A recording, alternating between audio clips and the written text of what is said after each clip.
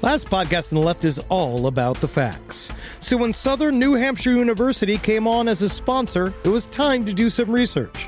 Turns out they offer more than 200 online degree programs, and get this, criminal justice and psychology are some of the most popular. Classes have no set meeting times, and tuition rates are some of the lowest in the U.S. Want to learn even more about SNHU? Visit snhu.edu/last. Insurance isn't one size fits all. That's why drivers have trusted Progressive's Name Your Price tool for years. Just tell Progressive what you want to pay, and they'll show you coverage options that fit your budget. Visit Progressive.com to find a car insurance rate that works for you. Progressive Casualty Insurance Company and Affiliates. Price and coverage match limited by state law. There's no place to escape to. This is the last podcast On the left. From your glade. That's when the cannibalism started. What was that? I'm so excited to begin Mormonism Part 4. Yeah. You know, it's kind of, I imagine, the same amount of excitement what it'd be like sitting completely nude on a marble oxen. Cold. Right?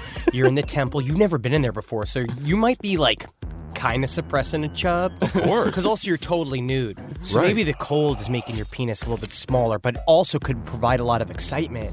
Yeah. And then you're sitting there waiting for the anointment, and then your daddy comes in. And your daddy that made sure you're such a good, tight little Mormon, a good my. boy, a Your good... literal daddy. Your actual father comes This isn't like in. a kink.com daddy. This is your No. father. This is dad. This is father.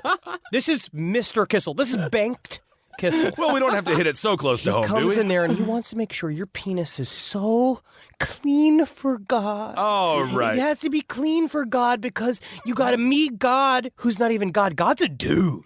Right. God's just a guy. Well, you why meet does up he? in heaven? Why does he care if my penis is clean? Because it's got to be clean. Because if not, you don't get to be a king of your own planet, Kissel. So in order for you to be a king of your own planet, your daddy has to wash your penis and balls. And then you got to turn around and old banked has got to clean your butthole till it is so pristine.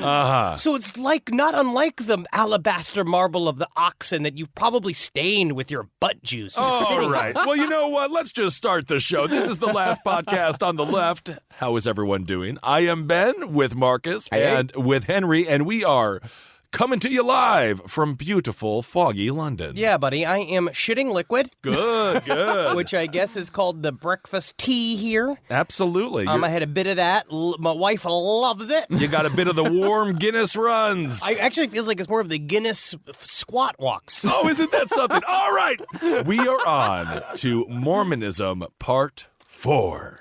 So, when we last left Joseph Smith, he was still splitting his time between Kirtland, Ohio, and Missouri, building the foundations for a religion whose membership today roughly equals that of the populations of New York City, Los Angeles, and Chicago combined. Remember that as we go into detail of how this religion was founded. And in Kirtland in particular, Joseph Smith was trying to build an honest-to-God temple. 3 stories of stone with 2 auditoriums and 12 pulpits, because a man of God without a house of worship was just a common street preacher. It's like if Steven Tyler didn't have a mic stand, he'd just be a grandmother with a lot of scarves. I understand, sure. And by 1836, the temple was damn near finished. But Joseph had made a slight miscalculation. Although the temple had helped establish his new religion as legit, he had also attached a ballsy prophecy to the end of its construction. I thought you were going to say he forgot to put in bathrooms, which that would be what I would call a construction blooper. But they got the big bathtubs. You just shit in the bathtub, and then you smush it all down the drain. You remember, Kissel. Of course. Well, in order to get his people motivated, Joseph had told his congregants that the completion of the temple would coincide with the establishment of the city of Zion. But the Missouri Mormons were still scattered, and nasty rumors were starting to swirl in Kirtland that threatened to ruin Joseph Smith. If you remember from last episode, they got kicked out of Jackson County, and a part of the caveat of that was that you guys can come back, but you have to buy your land at double the price. What Joseph Smith said, basically, was that I promise you guys, I guarantee, that's with a G-A-Y, that I will make that money, and we will get the money as soon as this temple is erected. Yes, as soon as the Missouri Mormons take on the Harlem Globetrotters, it'll be a $50 ticket, and dare I say, we're going to lose. Well, it wasn't just the temple that was hanging over Joseph's head. As I said, there were a lot of nasty rumors swirling around Kirtland, Ohio. See, it's thought that it was in this place in 1835 that the first seeds of polygamy were planted, all because Joseph Smith was just a little too horny for his own good. I think that's a great analogy. It's a good way to put it, the first seeds of polygamy, yes. Yeah, we're just fucking placed so deep by the dirty fingers of Joseph Smith. See, in that year, many think Joseph made 17-year-old Fanny Alger his first plural wife. I love the term plural wife. Yeah. Because it's so much better than, like, sister wife. Like, plural wife sounds like the government, like, made you have it. Right. Sounds like Michael Keaton's character in Multiplicity found a female who also had multiplicity, and then they had a whole bunch of sex. That's a good hotel documentary. Yeah.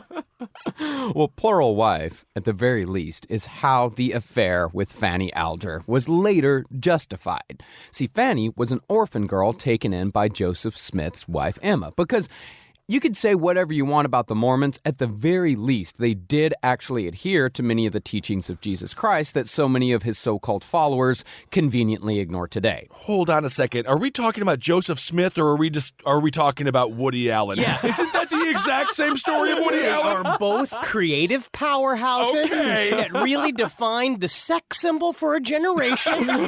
He showed if you just raise a wife, Oh, my. you're going to make a great husband. Yikes.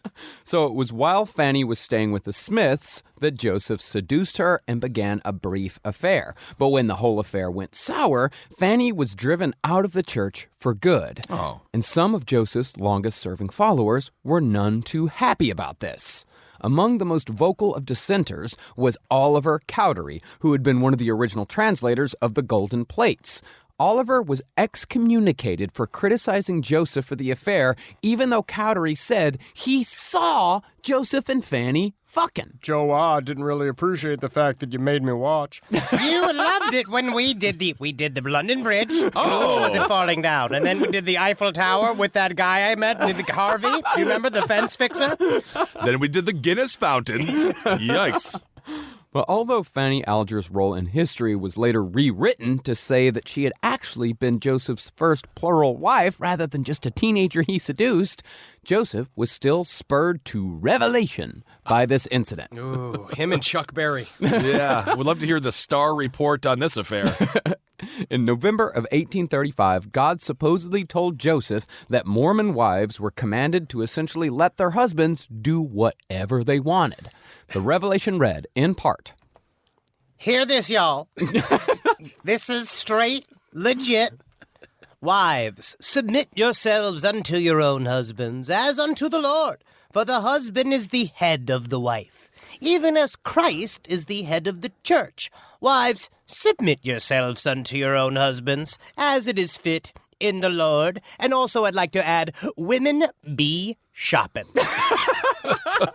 Sounds like something Dr. Dieter Laser would say to 3 people before he makes them a human centipede. It's just weird that you could just like fuck a 17-year-old that was your daughter, and everyone gets all fucking mad about it. But then you can just tell them, I had a one-sided conversation with God who told me it was super cool. Isn't that weird? And we have to do it. And now you gotta fucking do it too. Like, you don't want to fuck all these children around here, buddy. Yeah. Like, you interesting. don't. Right. In other words, Joseph was starting to figure out that it was much easier and much more convenient to change the laws of marriage than it was to tomcat around his congregations and, more importantly, his wife's back until the day he died. So this is the power of the male erection. It was easier to change his whole religion than to keep it in his pants. There's a lot of people that do maybe believe that this has something to do with some form of Kabbalic teaching that he understood, but I'll get into it a little bit more detail later on. Okay. But polygamy was not just created to justify Joseph Smith's shrinking attraction towards his chosen wife, Emma.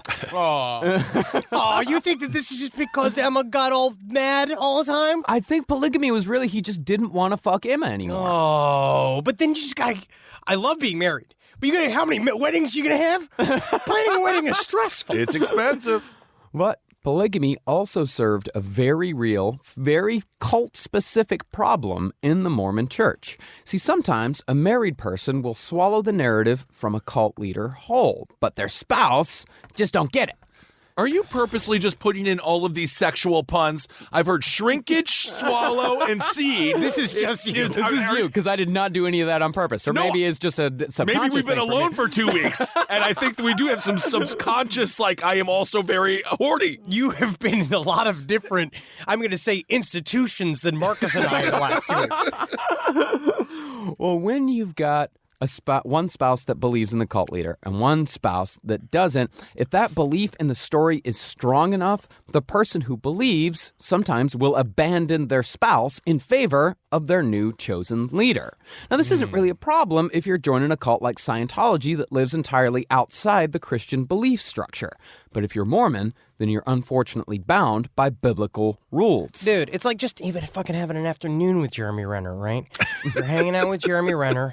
He's got fucking his boy Keys on the guitar. Which is kind of funny because his name's Keys. Right. We've got everybody around him, fucking a couple guys Shreddy beatboxing. Pete. Yeah, Shreddy Pete. He's on the steel drums because you know Jeremy Renner's throwing on that gay. That's short for reggae. Okay. And you're hanging out with him. It's like, what are you going to do? It's like, yes, my wife is, like, I love Natalie, but you spent a couple of days with the Renner. Of course. The pure heterosexual magnetism of just being around Hawkeye, it's got to just start driving you wild. And even though any bond can be shattered by that. And Of see, course.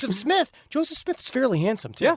Like, if you saw his death mask, you can see he had a nice shaped nose, nice little kind of doleful eyes, and he's fucking telling you all sorts of stuff about the Kabbalic fucking celestial marriages that he's going to throw down on it, and maybe he also invented eating pussy. There it is. Okay. Compelling guy. Interesting man. Well, as we know, Joseph Smith was clever with interpretation, and he knew that the Bible was a sword that could cut both ways. So he found a road to polygamy that went straight through the Old Testament. Using the examples of Abraham and countless others who took more than one wife, Smith creatively interpreted this line from Exodus. And if a man entice a maid that is not betrothed, and lie with her, he shall surely endow her to be his wife. Interesting. And if you think about Jesus and the 12 apostles, flip it. What if they were chicks? Fuck yeah. Cool. From that line, Joseph deduced that adultery was not in the fucking, but in the leaving. See? Wait, hold on a second. What was that line? And if a man entice a maid that is not betrothed and lie with her, he shall surely endow her to be his wife. He's got to marry her. The bad thing is leaving her after fucking her. Yeah. That you can have sex with her. That's totally cool. God wants you to do that. Okay. But Yeah. you're supposed to get married afterwards. No, I see. actually, you have to get married before. Oh. Yeah, you have to. You can have sex with any woman you wanted, just so long as you married them before you did so. And although the widespread practice of polygamy within Mormonism was still about 5 years away, Joseph Smith also knew that more wives meant more children, which naturally meant more Mormons. You can do, basically, you make your own following. Yeah. And once these people are born in, it's so much easier. Then you're locked in. Your family is locked in. That's what Scientology understood about getting the whole family. Catholicism did the same shit in Ireland. The idea of just, you just like, no condoms, no problem. Everybody's pumping out as many babies as you can because then that's followers. But it also puts towards the Kabbalic idea of the heavenly father and mother, the male and female, Hakma and Bina, right? God's first emanated forms from the ultimate, like, back God, the DOS version of God. And the idea is that these gods came from the nothingness or everythingness, and they fucked and made whole new worlds. So now you're starting to see there is a literal, the above, and as a below, which is create more fucking children to create more Mormons. And then there's the below, which is a spiritual creation of each time we have a baby, we've made a new Mormon planet. But this really is just an extension of how farmers have kids to take care of the farm. Yeah, labor force. He's just creating his own labor force. Yeah, but he's just he's creating a religion. He's creating like an entire community. Because do you honestly think Beck would have become a Scientologist? He was born into it. I mean, he loves making crazy sounds. Yeah, that could go either way. The uniforms are still fun. I'm still on the fence about Scientology being bad now. After all of this time, it's a fun idea. You get to be on a boat. LRH is playing his ukulele. You got a choir you can join. It's kind of, back in the day, it was fun. I'm not sure. A chubby man playing a ukulele with a choir on a boat? I know. It sounds like the Edinburgh Fringe. It sounds like a show that fucking no one wants to go to. Yes. I mean, for some people, the idea of Xenu is laughable. But for other people, I think Beck is like, I'm sold. Yeah. I love it. Yeah. But even so, Joseph Smith still had to issue a proclamation in 1835 following the Fanny Alger rumors that the Mormons were definitely not polygamous. Oh. And shame on you, sir, I've been for shamed? even What? thinking such a thing, you pervert. I didn't know one. Now, this does seem like an oddly specific denial for the time, but in those days, experimenting with sexual relationships and screwing around with the institution of marriage was fairly common among the minor Christian sects.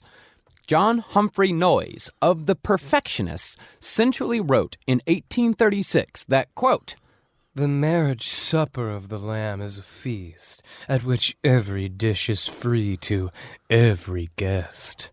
I love your analogy. Are you hungry? Can you it's your, again, I'm going to put your mother Kissel in it. No, why are you doing this to my Kissel's just family? on a platter covered with mint jelly, and the whole neighborhood is invited to just dine on the sweet rump of your sweet, sweet mother. Oh, don't do that to my mother's a lovely woman.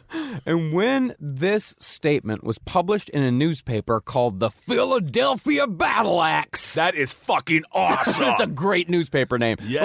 But when that was published, like, people freaked out, and Joseph Smith was paying attention to all of this. It's weird, though, because he was doing it. It became such an institutionalized part of early Mormonism, but he had the wherewithal to know this is an inside thing. So, you just kind of have to be on the inside, which is a part of also his basic understanding of the secret schools, and that we have secret privileged knowledge. Yes, the public can't handle that we're fucking everybody's wives. They can't fucking handle it because it's too groovy. It's Right. too close to the actual reformed word of God. Yes. In the meantime, though, Joseph Smith was just trying to keep Mormonism alive. While he was fucking around in Kirtland trying to get his temple built, the Mormons in Missouri were being shuffled from county to county. No Mormon could set foot in Jackson County anymore without being literally beaten to death. And the people in Clay County who had been sympathetic towards the Mormons after the Jackson County attacks had gotten their fill as well. Eventually, though, the Mormons founded a city of their own in Missouri called Far West, which would, at its peak, boast 100 buildings and 5,000 Mormons. Wow. And this city was all built without Joseph Smith's guidance in any way whatsoever. No kidding. Is a part of this the luck that he's doing this in the frontier times and there are people already organizing and forming their own cities? Because part of me, that's why I keep bringing it back to the Hermetic teachings that maybe Joseph Smith had at some point, because he tapped into such a vein that people got inspired by. Yeah. People were jumping at this Mormonism shit to the point where they're building Right. and constructing an entire city without him even there as the center, without him giving prophecies or revelations in front of them. Or is it just that they were like, well, we're just we got Mormon hats on. And that's real it is. It's like I'm not a member of the Baltimore Ravens. I just have the jersey on and I just so happen to be building a fucking shanty town. Well, as Bruce Springsteen says, you can't start a fire without a match. Wait, you can't start a blaze without a spark? You can't start the Amazon's on fire. That's all I know. I think he said, we can't start the show without a writer.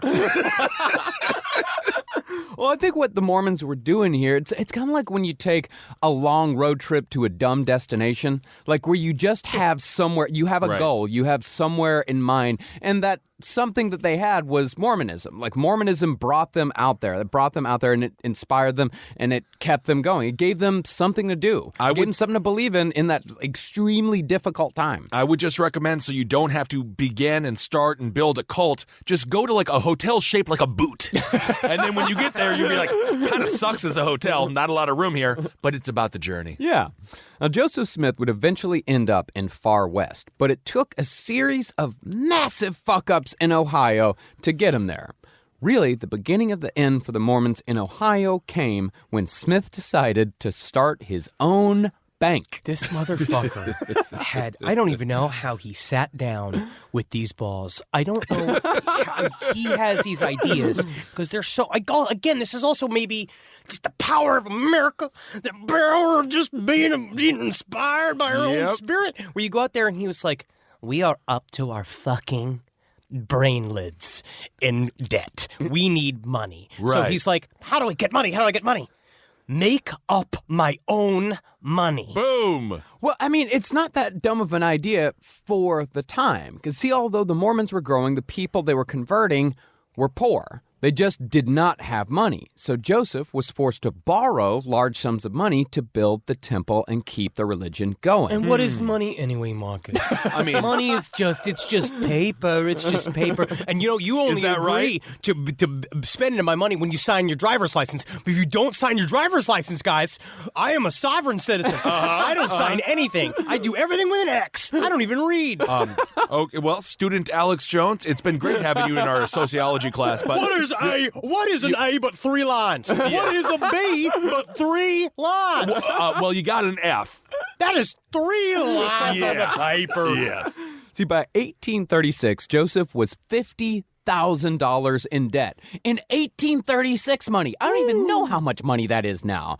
So Joseph Smith founded the Kirtland Safety Society Bank Company and appointed Sidney Rigdon as president, while Joseph appointed himself as the lowly teller. I'm just a teller. I wouldn't know that's above my pay grade. I know this money is made out of barley corns, but I work the drawer. That's all I do. Very smart, though. Very smart. And after the bank was established, the Mormons began printing their own money, which was a common, if short-lived, practice for frontier banks in the 1830s before the whole print-your-own-money scheme came crashing down. Because there's not a fucking Wells Fargo branch out there. Like, you're out there on the frontier. There's a lot of commerce happening. It's all happening extremely fast. You need banks. But also they showed that money is fake, right? Where it's all about the belief you have actually in the bills that you spent. Back then, it did actually mean something because you were supposed to be able to do is you would get this banking note from this bank that was, say, for $10, and you could go to the bank, you could give them the $10 note,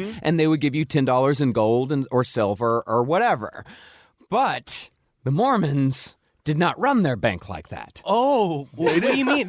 They ran it like it was a total fucking scam? Well, the first problem came when Ohio refused to incorporate the bank. So Joseph took the banknotes he'd already printed and stamped the prefix anti in front of the word bank, making his notes say Kirtland Safety Society Anti-Banking Company. See, for every bank, there must exist an anti-bank. That is the only way reality is. Oh, I spoke to God, and he told me, you just get stamps, boy. And I was like, whatever you want, God, you be crazy. And it was with these notes that Joseph Smith paid off his debts. Now, this would have been fine if, like I said, the banknotes had been backed by a safe full of gold and silver. And when you went and looked in the vault, you could see boxes that appeared to be filled with coins. Nothing but coins. You have an idea how hard it was even to get these trunks in here? It was irresponsible. I mean, 5 old women do it just for them to understand just how much money we had. Wow. But what ex-Mormons later said was that underneath that top layer of coins was just a bunch of sand. Wow, it's almost like so symbolic my brain hurts. Yeah, that's great. Good for him. By the time these rumors got out, though, Joseph had already circulated $36,000 in bogus notes. Fuck yeah, dude. Fuck yeah. I mean, Wow. I feel like I did this. I had a little bit of a run with something we like to call, let's say, creative checking that I right? did in college for a while, where you just get a bunch of groceries and then you write a check, because you could do that back in the early 2000s. You could write a check and then you just kind of fade into the background. Yeah, of course. See what happens, and then they try to find it, but then it's too late. You already ate all the food, Of and course. they can't make you, because then they're just like, oh, you got to return all this food, and they get really mad if you just bring a bucket of shit. Absolutely. It's like paying your taxes with pennies. And because of this, because of the 36,000 in bogus notes, Joseph's house of cards fell apart less than a month after the bank first opened its doors. I mean, he literally went against the Bible scripture of not building your house on the sand. He just took it, but he's like, well, it's not a house, it's a bank. 13 lawsuits were brought against Joseph Smith, resulting in 7 arrests in 4 months for unpaid debts that now totaled $150,000. Ah. And then came a revelation. Just in fucking time. It's unbelievable. God told Joseph that it would have to be his congregants who would pay his personal debts. This God really seems to be looking out for number one. He really is. Isn't that interesting? He really has a friend in his version of God. Wow. And while a lot of the congregants were poor, men like Parley Pratt, Mitt Romney's grandfather, and Sylvester Smith, they did have money. They had land. But for them, even this was a bridge too far. They're like, no, I'm not fucking paying your debts. Ah, but God told you to. Right? Yeah. You scared? I am scared now. What if I wash your butthole? I'm going to save that for a couple of years, and then you'll see how much you'll like from when I wash your butthole, Parley Pratt. I'm going to keep it nice and dirty for you. So Joseph did what he always did when things got rough. He left on a mission and waited for things to cool down. But when he returned from his trip to Canada, he found that the church had split in his absence.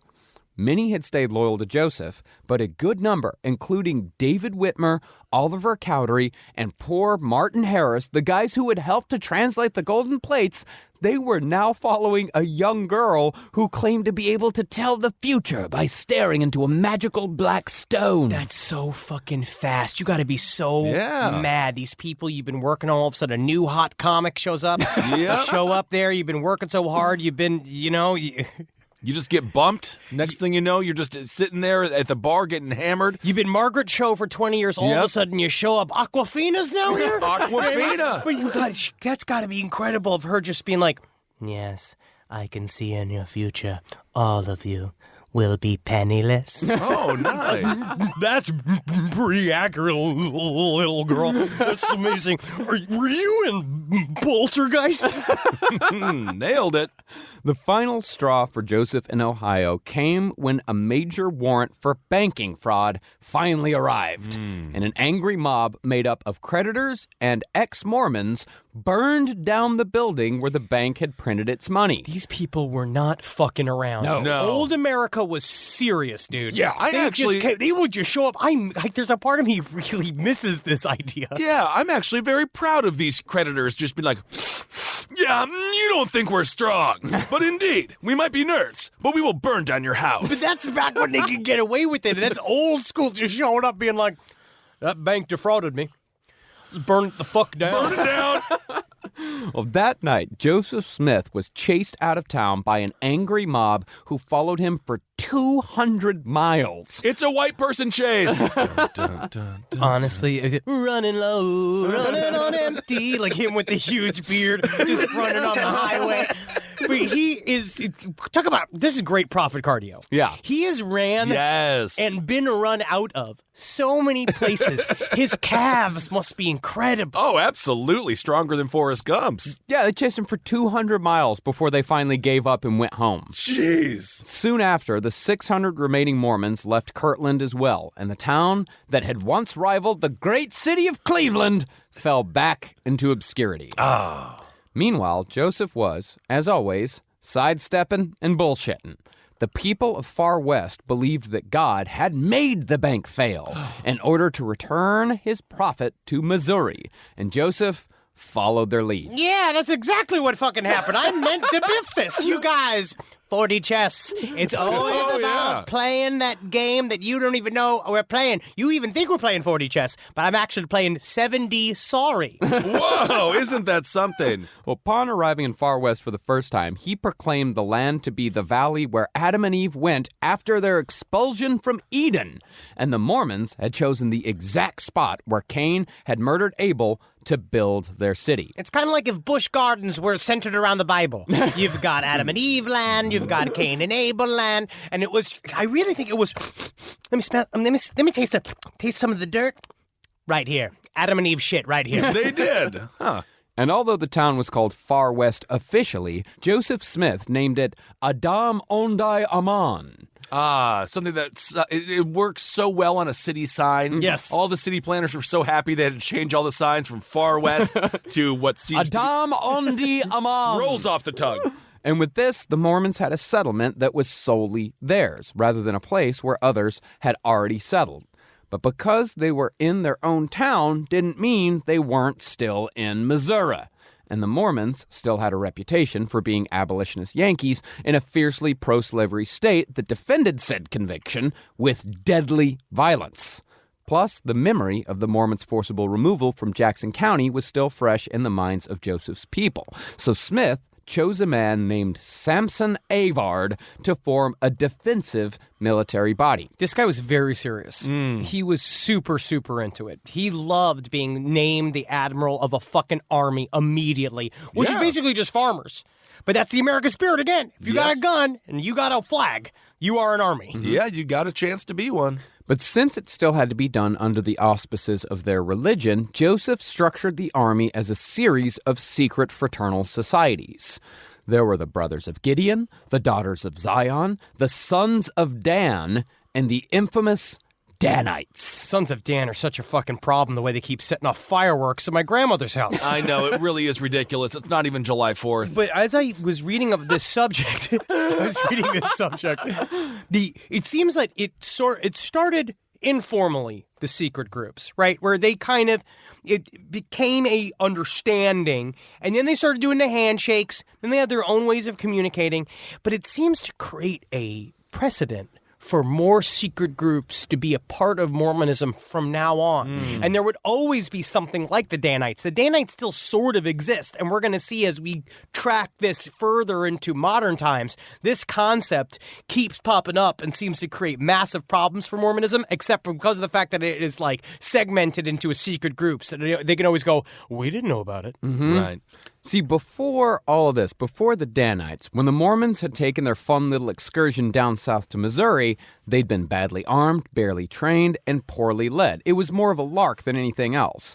But that all changed with Samson Avard. He was experienced, aggressive, and most of all, violent. Now, Joseph Smith knew that he needed plausible deniability when it came to a secret military, so he pretty much gave free rein to Samson Avard. What Avard taught would eventually result in a massacre decades later. Can you imagine what Samson could do if he went to one Comic-Con?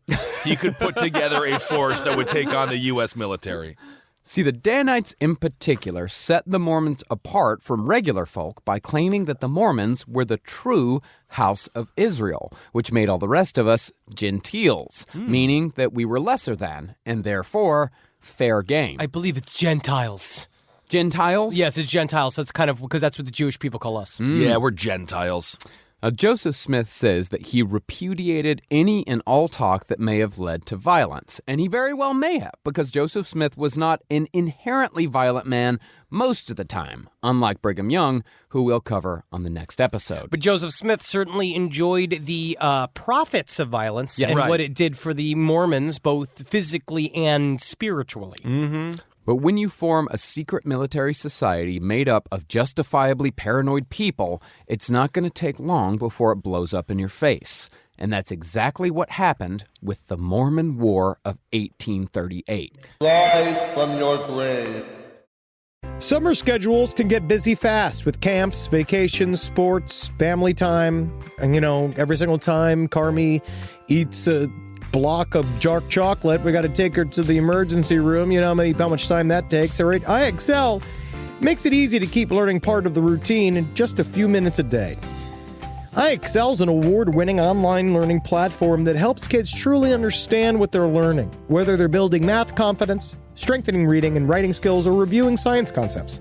From pre-K through 12th grade, iExcel offers personalized, interactive learning that adapts to each child's level and pace, which is great because Carmi has been really slow in biology, and Wendy has really been struggling with American history, mostly just because she doesn't agree with the way it's being taught. So it's really important. You make an impact on your child's learning. Wendy, as soon as she gets her chicken, she is ready for all of her lessons. And Carmi just really has to eat 5 or 6 bites of liver, beef liver, chicken liver, and then she can really get down to, I'm hoping this is the year she reads To Kill a Mockingbird. So really, iExcel, thank you. Make an impact on your child's learning. Get iExcel now. And Last Podcast on the Left listeners can get an exclusive 20% off at iExcel membership when they sign up today at iexcel.com/left. Visit iexcel.com/left to get the most effective learning program out there at the best price. Is there anything better than a summer evening outdoors? Enjoy your space to the fullest with new greenery from Fast Growing Trees. I love a big, thick bush.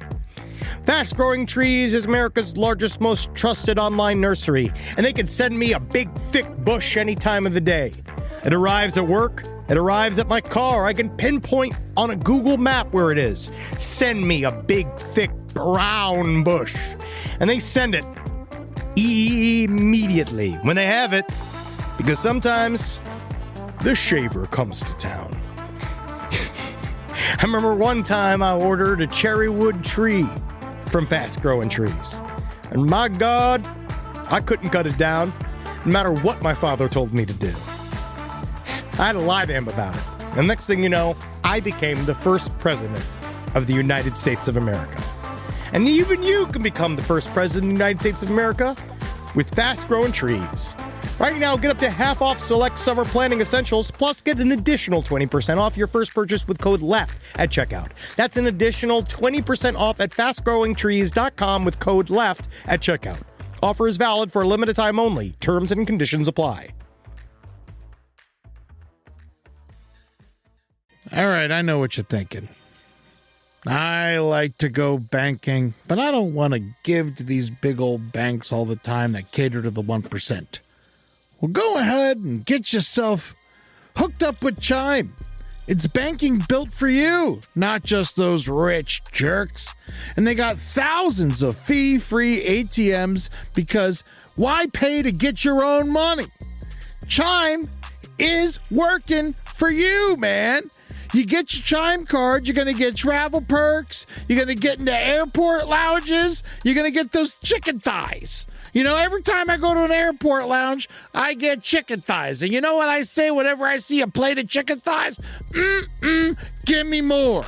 Chime's going to get you those chicken thighs in these lounges, all right? Sure, they could serve other types of meat, but why would you when chicken thighs are so delicious? Chime is not just smarter banking, it's the most rewarding way to bank. Join the millions who are already banking fee-free today.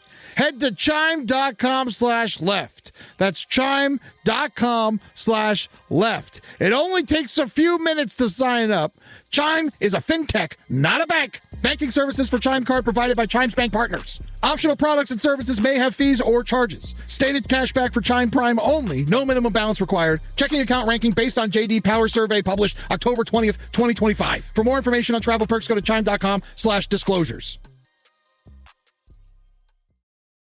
Rise from your grave. All began with a simple fistfight on Election Day. Mormons had traveled to Gallatin, Missouri to vote, but had been stopped from entering the polls by settlers, and the altercation soon became physical. A settler knocked a Mormon to the ground, and the Mormon used the Danite hand signal for assistance. The middle finger. Fuck you! And when that signal was made, 30 Mormons picked up tree branches and attacked 200 settlers, driving the settlers away. Okay. By the time word got back to Far West, though, the story had grown into a tale that involved the deaths of 2 Mormons, even though nobody on either side had even been badly hurt, much less killed. But when Joseph Smith heard the news, the Mormon-Gentile divide was officially established in the public speech he made soon after. If the people will let us alone, we will preach the gospel in peace. But if they come on us to molest us, we will establish our religion by the sword. We will trample down our enemies and make it one gore of blood from the Rocky Mountains to the Atlantic Ocean. I will be to this generation a second Muhammad, whose motto in treating for peace was the Quran or the sword. So shall it eventually be with us, Joseph Smith, or the sword. And then he mentioned the axis of evil, which was very interesting. Because a lot of this there was tension because the Mormons were building up a big enough population that they were starting to sway local elections. So there was massive anti and pro-Mormon shit going on back and forth that we didn't cover in this because you should just read a book. Read No Man Knows My History. It's fantastic. Seriously, read it. But there is a whole section where basically like Joseph Smith started catering to specific politicians to try to use the Mormon population to swing votes. So people were getting real mad about it. Right. And with that, Far West prepared for a siege. Blacksmiths hammered swords and pikes from every available piece of steel, and the Mormon army mobilized. I'm just here for the music, really. I'm a choir director. Yes. They arrived in Gallatin ready to fight, but after discovering no one had died, like the rumor said, they instead marched to the Justice of the Peace and demanded the signing of a peace agreement between the Mormons and the Missourians. But this, just like the story that mobilized the Mormons, morphed into a tale of gross intimidation by the time it reached the establishment. So, a circuit court judge named Austin King, whose brother-in-law had been killed in a Jackson County Mormon riot, issued a warrant for Joseph Smith's arrest. This shit's fucking crazy, honestly. He showed up with a fucking army. He actually got all these dipshits together with a bunch of swords and all this bullshit they handmade. There's a part of it where there's a dry layer to history where you just kind of think about this bullshit. You know, you see this as a factoid, but the more and more I'm rolling this around in my head, it's just imagining LRH in the ship, but the ship had fucking cannons. Yeah, there was an actual navy. Yeah. All right, very aggressive. So, after Joseph was arrested, the Danites gathered an army of 350 men, which, again, was magnified in rumor to actually be 15,000 men. This is the Blackbeard effect. The Missouri militia fled under the rumors, and with the militia out of town, the Mormons plundered the Gentiles of Gallatin, burning cabins and stealing livestock before returning to Far West. Mormons gone crazy. In response, the militia burned every Mormon cabin outside the Far West walls. Word of a battle at Crooked River reached Missouri Governor Lilburn Boggs, and Boggs was told that 50 militia members had been killed by Mormons. Again, it was just a rumor. All of this stuff is predicated in horseshit. Yeah, right. Including the religion. It's all been twisted into a tornado of activity. We don't go to war on false pretense. It never happens and it never will happen. Yeah, it's like just a big game of telephone. It goes from one guy to the next because, you know, it's not one messenger riding a horse from Gallatin to Independence. Like, it's one guy riding a little bit, telling a guy what happened. He goes and tells another guy. He goes and tells another guy. And by the time you get from one guy to the next, it goes from 5 Mormons being killed, which was the actual story, to 50 militia members being killed. Okay. But the Mormons had actually burned down houses. And when news of both of these incidents reached Lilburn Boggs on the same day, he wrote this command, the only one of its kind in United States history. The Mormons must be treated as enemies and must be exterminated or driven from the state, if necessary for the public good. Their outrages are beyond all description. And I heard this one story about a girl who could fit her whole fist up inside of her. Isn't that something? And that was, I thought, beyond description until I went to Paris, France. And I saw it for myself, and my God, even now, I will say it is beyond description. That's crazy. Governor Boggs, did you want your pants? You want to put your pants on today? Nope. Well, think about this, man. I mean, this is the governor of a state issuing an extermination order on a religious group. Well, meanwhile, Smith had escaped frontier justice once more and had returned to Far West, where siege mentality was in full force. Naturally, people were tense and depressed, so on one Sunday in particular, Joseph Smith challenged his men to an old-fashioned wrestling match. This is for you, Kizzle. Let's get naked and wrestle. He put his fucking Indian headdress on. He did the full He's like Tatanka. Yeah. He went around there and be like, bet you can't pin me, you slippery old prophet. Oh, I love it. Stone Cold Stunner's getting hit. Mandible Claw, the Mandible Claw.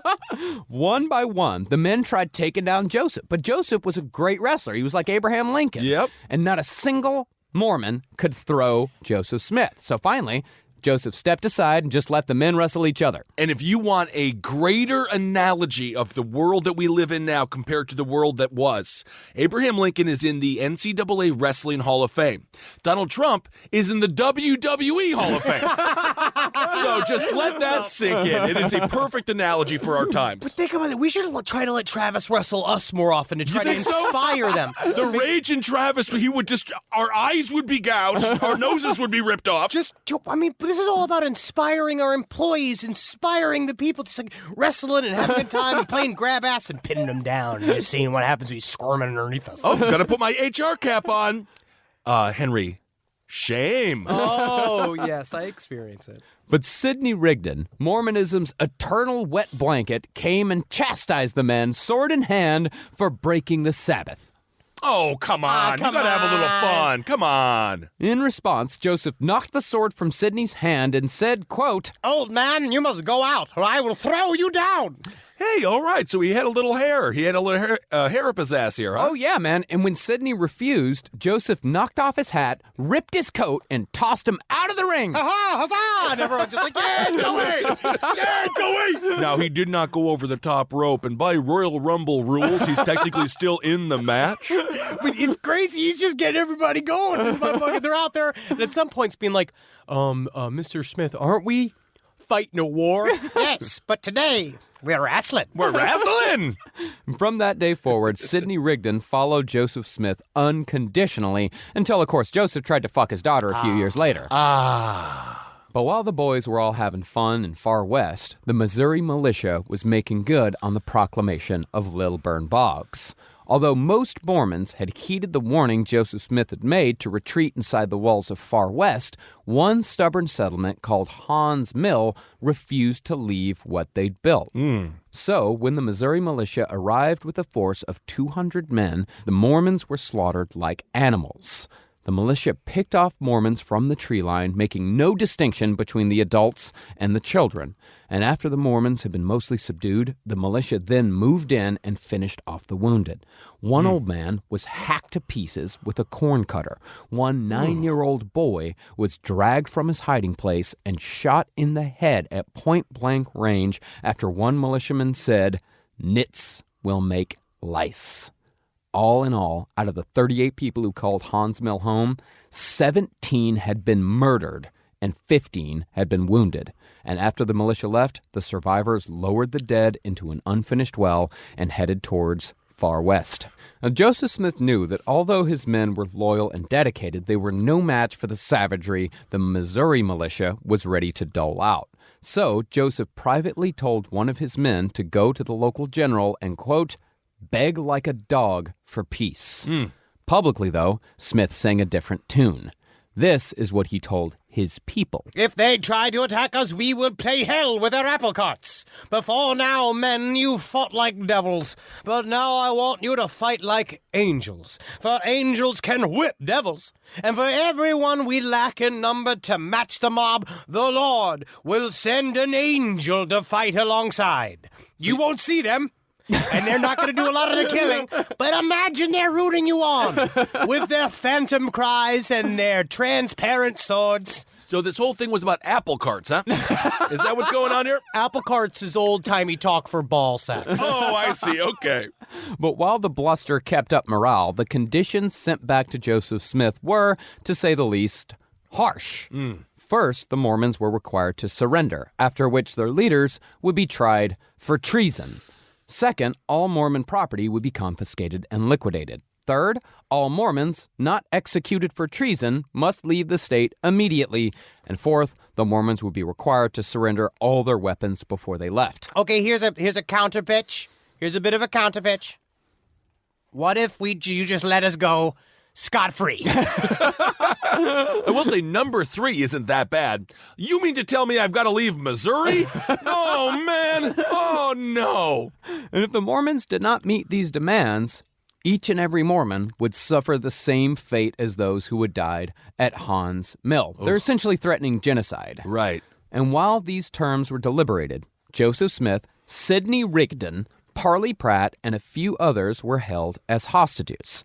Now, Lilburn Boggs wanted to execute the men at 8 in the morning on the public square of Far West, but a man named General Doniphan, who had gotten friendly with the Mormons, stepped in and saved their lives. He liked them. Yeah, he liked him. Like, he had gotten very friendly with them, like, where he's like, you know what, once you get to know them, they're totally fucking harmless. Listen, the big thing is that you could fuck whoever you want if you marry him. Is that right? I don't tell this to a lot of people because people really freak out, but you seem like a cool guy.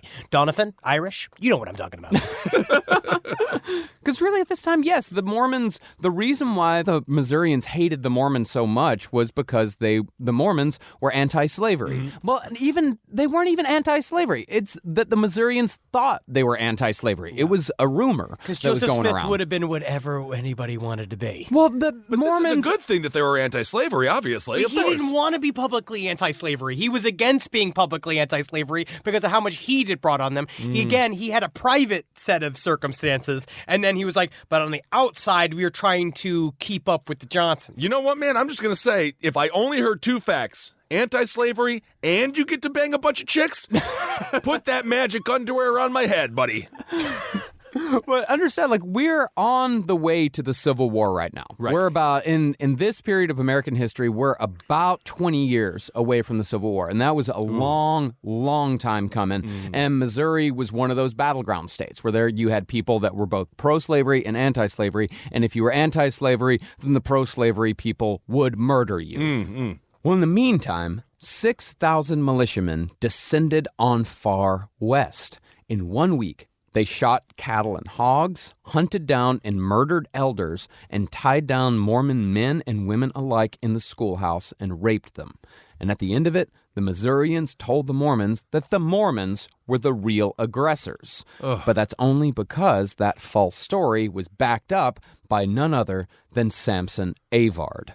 Hoping to save his own skin, Samson turned coat immediately and testified that Joseph Smith had set up his own military complete with a Secretary of War, which could be seen as a bit of light treason. Oh, I love a nice light treason. Light treason, yes. The point of the army, Samson said, was for Joseph Smith to establish a personal kingdom within the borders of America, which would no doubt result in a quick hanging for Joseph Smith if it could be proven. It wasn't entirely wrong, though. Not entirely wrong. However, no one could testify that Joseph Smith had been at any of the battles, nor could they prove that he ordered the attacks, nor could they prove definitively that the Danites even existed outside of Samson Avard's testimony.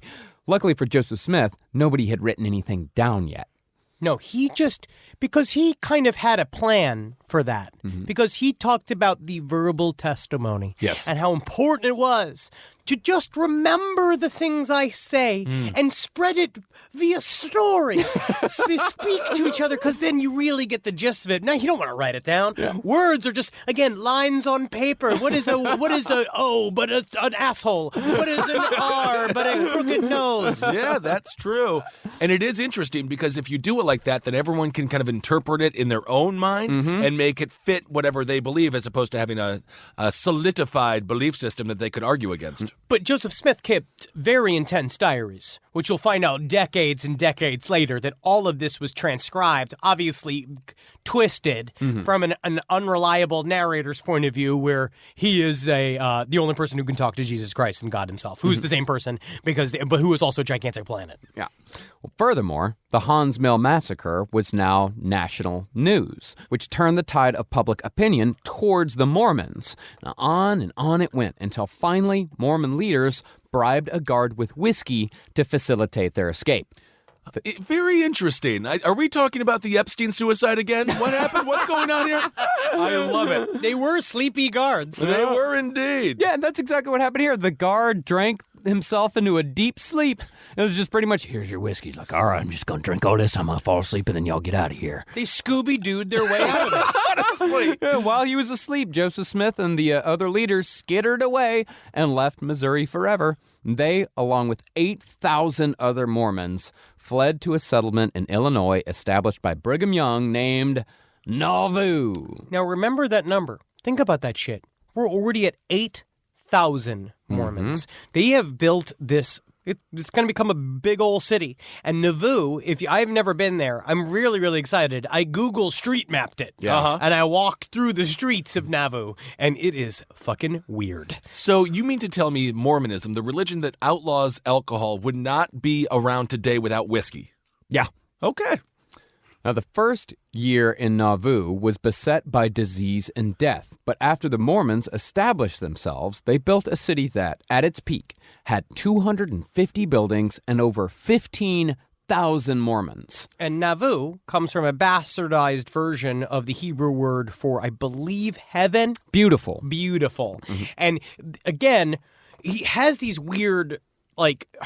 he has these very strange, Hebrew lessons that he's been taking. He's been obsessed with religious studies at this point. Again, more of this stuff is going to get filtered in, where he's looking at the Kabbalah. He is doing something with the Kabbalah where he's starting to understand, I was making this shit up as I go. I was just kind of flying off the dome with these rules. But I'm also weirdly channeling thousands of years of religious thought in the background of this and the fucking coding of my teachings. I mean, Joseph Smith, could very well have been plugged into something that you could call the collective unconscious. Like, this guy, he was plugged into these ancient sort of rituals, these ancient religions, but he was also specifically plugged into America and what Americans wanted. And eventually what the entire world wanted, at least the Western world. So where are they off to now? They are off to Illinois, my friend. Woo! Da Bears. And with this, the Mormons thought that maybe they'd found a permanent settlement. And for a while, they had. At one point, it was, as far as the major city in Illinois, at one point, it was between Nauvoo and Chicago. It was going to be one of the two. I will say heaven is apparently extremely cold because that is a horrible place to be during the winter. And as a result, the Mormons settled in enough for Joseph Smith to finally expand Mormonism into the fully ritualistic religion that it is today. See, while Smith was in prison in Missouri, he'd had time to reflect upon the sorts of men who had come into his service. Samson Avard had proved to be a cowardly traitor. Sidney Rigdon had lost his mind in the prison cell with Joseph, and 3 of his closest followers had abandoned him for a teenager with a magic fucking rock. Friends like these. Everybody loves Militia Joan Hart, and this is where it started. Yeah, maybe. So even though the violence perpetrated against them bound the Mormons together, Joseph needed something to bind his people to Mormonism. So he introduced a highly elaborate set of temple rituals based on existing Masonic rites. You say even just based them on, where it's almost like he completely ripped them off. Stolen, yes. Yes, but there's something about the way these rituals work. I looked a little bit into the history of the Freemason rituals, and there's not a lot of concrete information about when they started. The first time they were recorded was in the 1600s in Scotland, and so this has been around for a while. But obviously there was the kind of fabled beginnings that happened with the original stone cutters, in fucking Solomon's day, and that's where these things came about. But it's interesting to see there's something about the actual movements that they will learn, that it's about the way the brain works with symbolism and a way the human monkey reacts to. It's about the physicalization of a belief that then embeds it deep inside. And also, everybody's doing this super secret, embarrassing thing that also is a secret keeping mechanism that keeps all of us in the same club. So he based it on the Masonic rituals, very similar to Vanilla Ice basing his Ice Ice Baby hook on Under Pressure. It's based on. It's based on. It's not stealing. It's based upon. Rise from your grave. I rip around in the bed. You might actually not be surprised by this, but I'm a restless sleeper. I roll back and forth like an alligator with a wounded deer. But Something's changed in my house, and it's thanks to Boll and Branch. You know, people keep their bedding way longer than they should. It's because people are afraid of change. Not me. I burn my sheets once a week, but I don't need to, because Boll and Branch's signature organic cotton sheets, pillows, blankets, and comforters are all designed to be breathable, incredibly soft. They get better over time. Start with the signature sheets. You're going to buy 2 sets so you can rotate them. Come on, you're going to want to. The moment you get into bed, you'll notice the difference. I know I did. I just got fresh from the bath. I was fully lotioned. And sliding into those sheets kind of felt like, to be honest, I felt like the luckiest pasta filling in the whole world. All right, they're really good. You will like them. You will feel like a brand new laid chicken, which is we're all going for. Just trying to be a hot chick again. Sleep cooler this summer with Boll and Branch during their annual summer event. For a limited time, get 20% off site-wide at bollandbranch.com/left with code LEFT. That's Boll and Branch, BOLLAND branch.com/left. Code LEFT to take 20% off. bollandbranch.com/left, code LEFT. Exclusions apply. Call me a squirrel, 'cause I'm covered in acorns. That's right. So many people are focused on where their money is today. And Acorns is the financial wellness app that cares about where your money is going tomorrow. Let Acorns work for you. You put acorns in the ground and you're gonna get trees tomorrow. That's right, investments. And with the Acorns potential screen, you could find out what your money is capable of. I always do that. I'm like, I want to invest in something that I like. Let's say cheeseburgers. Okay? That's kind of hard to do. Acorns will help you find a cheeseburger that is right for you. So sign up now, and Acorns will boost your new account with a $5 bonus investment. Wow! Join the over 14 million all-time customers who have already saved and invested over $27 billion with Acorns.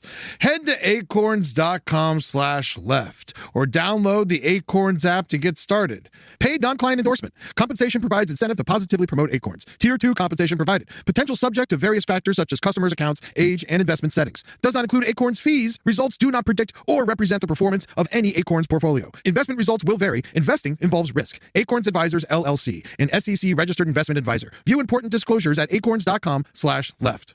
This podcast is brought to you by Squarespace. Squarespace is an all-in-one website platform that helps you stand out online. Yes, that's right. You don't have to smash your face with a hammer. You can just start a business. It's got everything you need on Squarespace, from securing your domain to building a professional site and showcasing your work all in one place. Let's say you want to show everybody how you can carve your ribs out of your lower abdomen so that you look more like a Ken doll. That's amazing. You can bring your vision to life with AI-powered design or curated templates, plus flexible editing tools that helps you create something that truly reflects your style, especially if you are somebody that is trying to corrupt the young men of America. That's what Squarespace is really going to help you. Squarespace makes it easy. It makes it easy for you to put all that together, and you just go to Squarespace and do it all.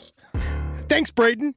Head to squarespace.com/left for a free trial. And when you're ready to launch, use offer code LEFT to save 10% off your first purchase of a website or domain. Rise from your grave. Now, the roots of Mormon ritual had already taken hold years before their arrival in Nauvoo, as the ritualistic washing of the feet and the anointing of believers with oil had been a big part of Mormon services since about 1830. But in 1842, Joseph Smith discovered Freemasonry through various members of the Mormon Church who had entered the faith as established Freemasons, and the founding of a Masonic lodge in Nauvoo that same year sealed the deal.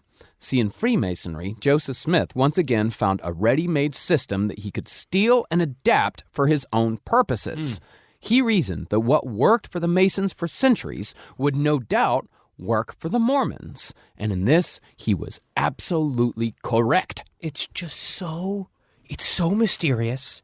It's in hidden doors. And then again, it's like where LRH conceived of Xenu and all that kind of shit, of the idea of being like, Now you're going to see behind the veil, and you're going to see what's the real around Oh, here. I love the way you talk mumble to me. Yeah, you're going to love it. I love how my teeth look like a piano keys as it's dropped off for a click after it's dropped off for a cliff in a Looney Tunes cartoon. Yeah. But it's this power. It's this power. It connects something deep down. And some of my handshakes. People love handshakes. People love handshakes.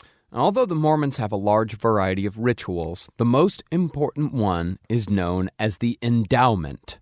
Specifically, the endowment is an adult initiation ritual that is supposed to prepare Mormons for their place among the exalted in the afterlife, or to become gods themselves. Because our creator God, started as a dude.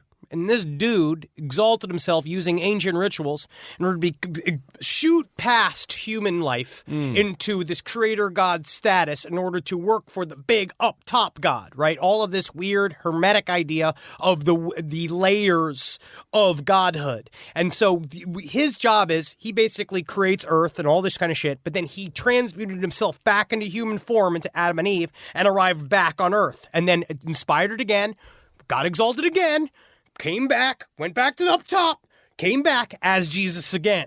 This is all in this video. If you watch the actual the ritual, they play a 45-minute long video that explains this shit, and it is dry. Yeah, it sounds like you had a busy life. Yeah. Yeah. Well, in this ritual, Joseph Smith combined New Testament rites such as anointing, foot washing, and bathing with complicated Freemason initiation rituals. Not coincidentally, the first endowment ceremonies began about 2 months after Smith became a first-degree Mason. Now, the entire ceremony, as it was done for about 150 years, took about 2 hours, and it is far too long and complicated to completely cover from end to end. Now we're going to tickle your foot. We can, however, give some of the broad strokes and juicy bits. Oh, sounds like a London fish restaurant. Broad strokes. What about that place called Slug and Lettuce? There is a chain restaurant called Slug and Lettuce all over Europe, and I just can't eat there. Well, basically, the endowment has 2 parts, the initiatory segment and the ritual drama segment. Now, the initiatory segment has evolved quite a bit since the time of Joseph Smith. Originally, it began with a fully nude, head-to-toe bathing of the initiate that was supposed to wash them clean of the blood and sins of their generation. Daddy, is it true that my balls are dirtier than my penis? Yeah. That's where the devils are. The devils live somewhere in a mystical land called the Gooch. You'll make sure Really? the Gooch is cleansed, my son. Oh, I'm so proud of you this day. Oh, you're a grower, not a shower, just like your father. Oh, my. This is a horrible day to be your son. And for about the first 80 years, this was done totally nude. But starting in 1920, they allowed the initiate to wear a ritual poncho, which they called a shield. So, okay, who do you think did this first? Was it one of the fathers just being like, hey, I don't want to fucking touch my disgusting kid's balls.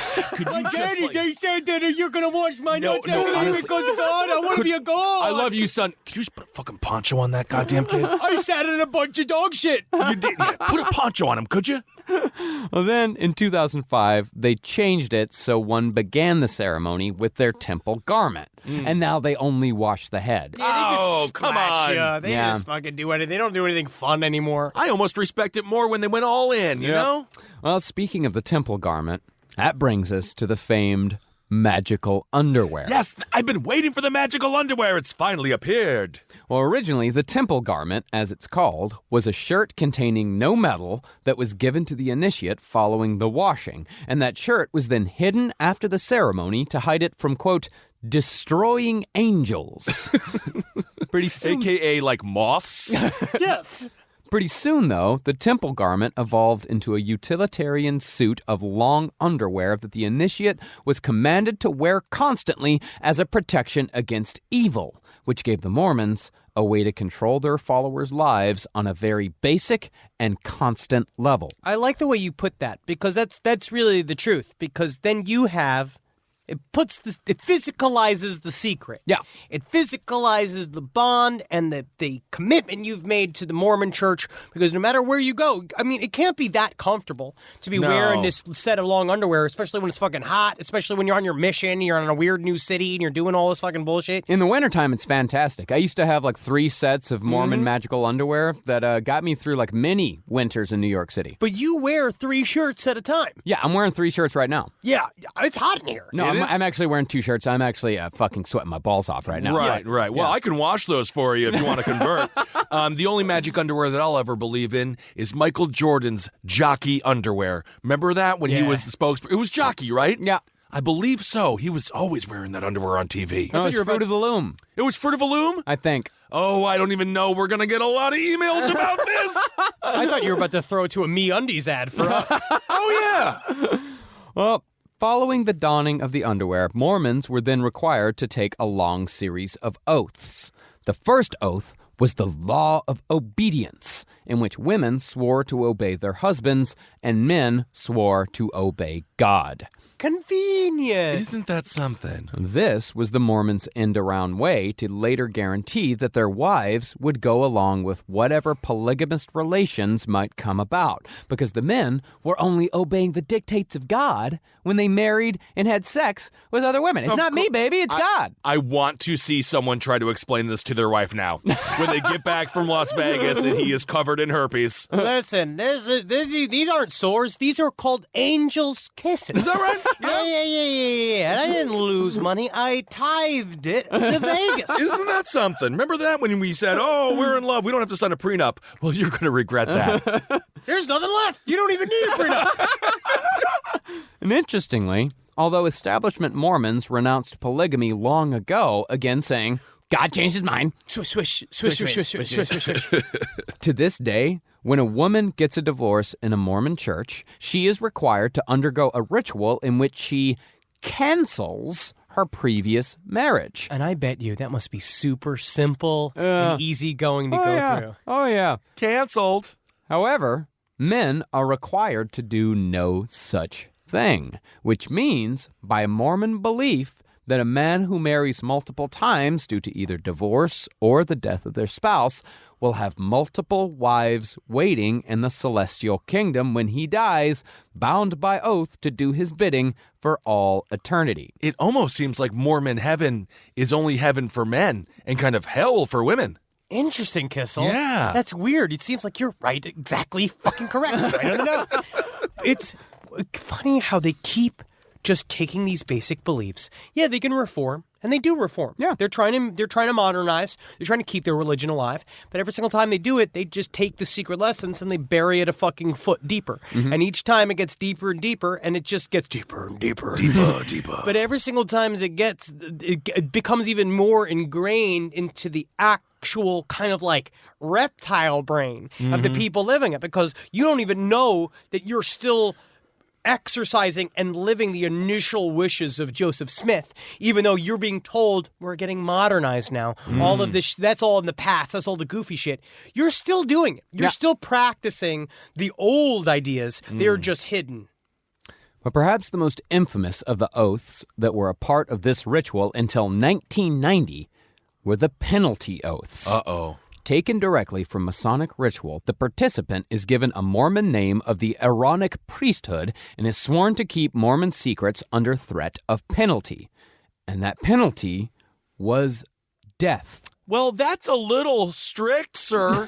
Could we just have maybe like 3 slaps on the wrist to start? And... Okay, let me check. Yeah, I could do a thing called half death. No, I fucking can't. You die. Oh, man. The oath was sealed when the initiate placed their thumb under their left ear and quickly drew it across their throat, then dropped their hand to their side while reciting this.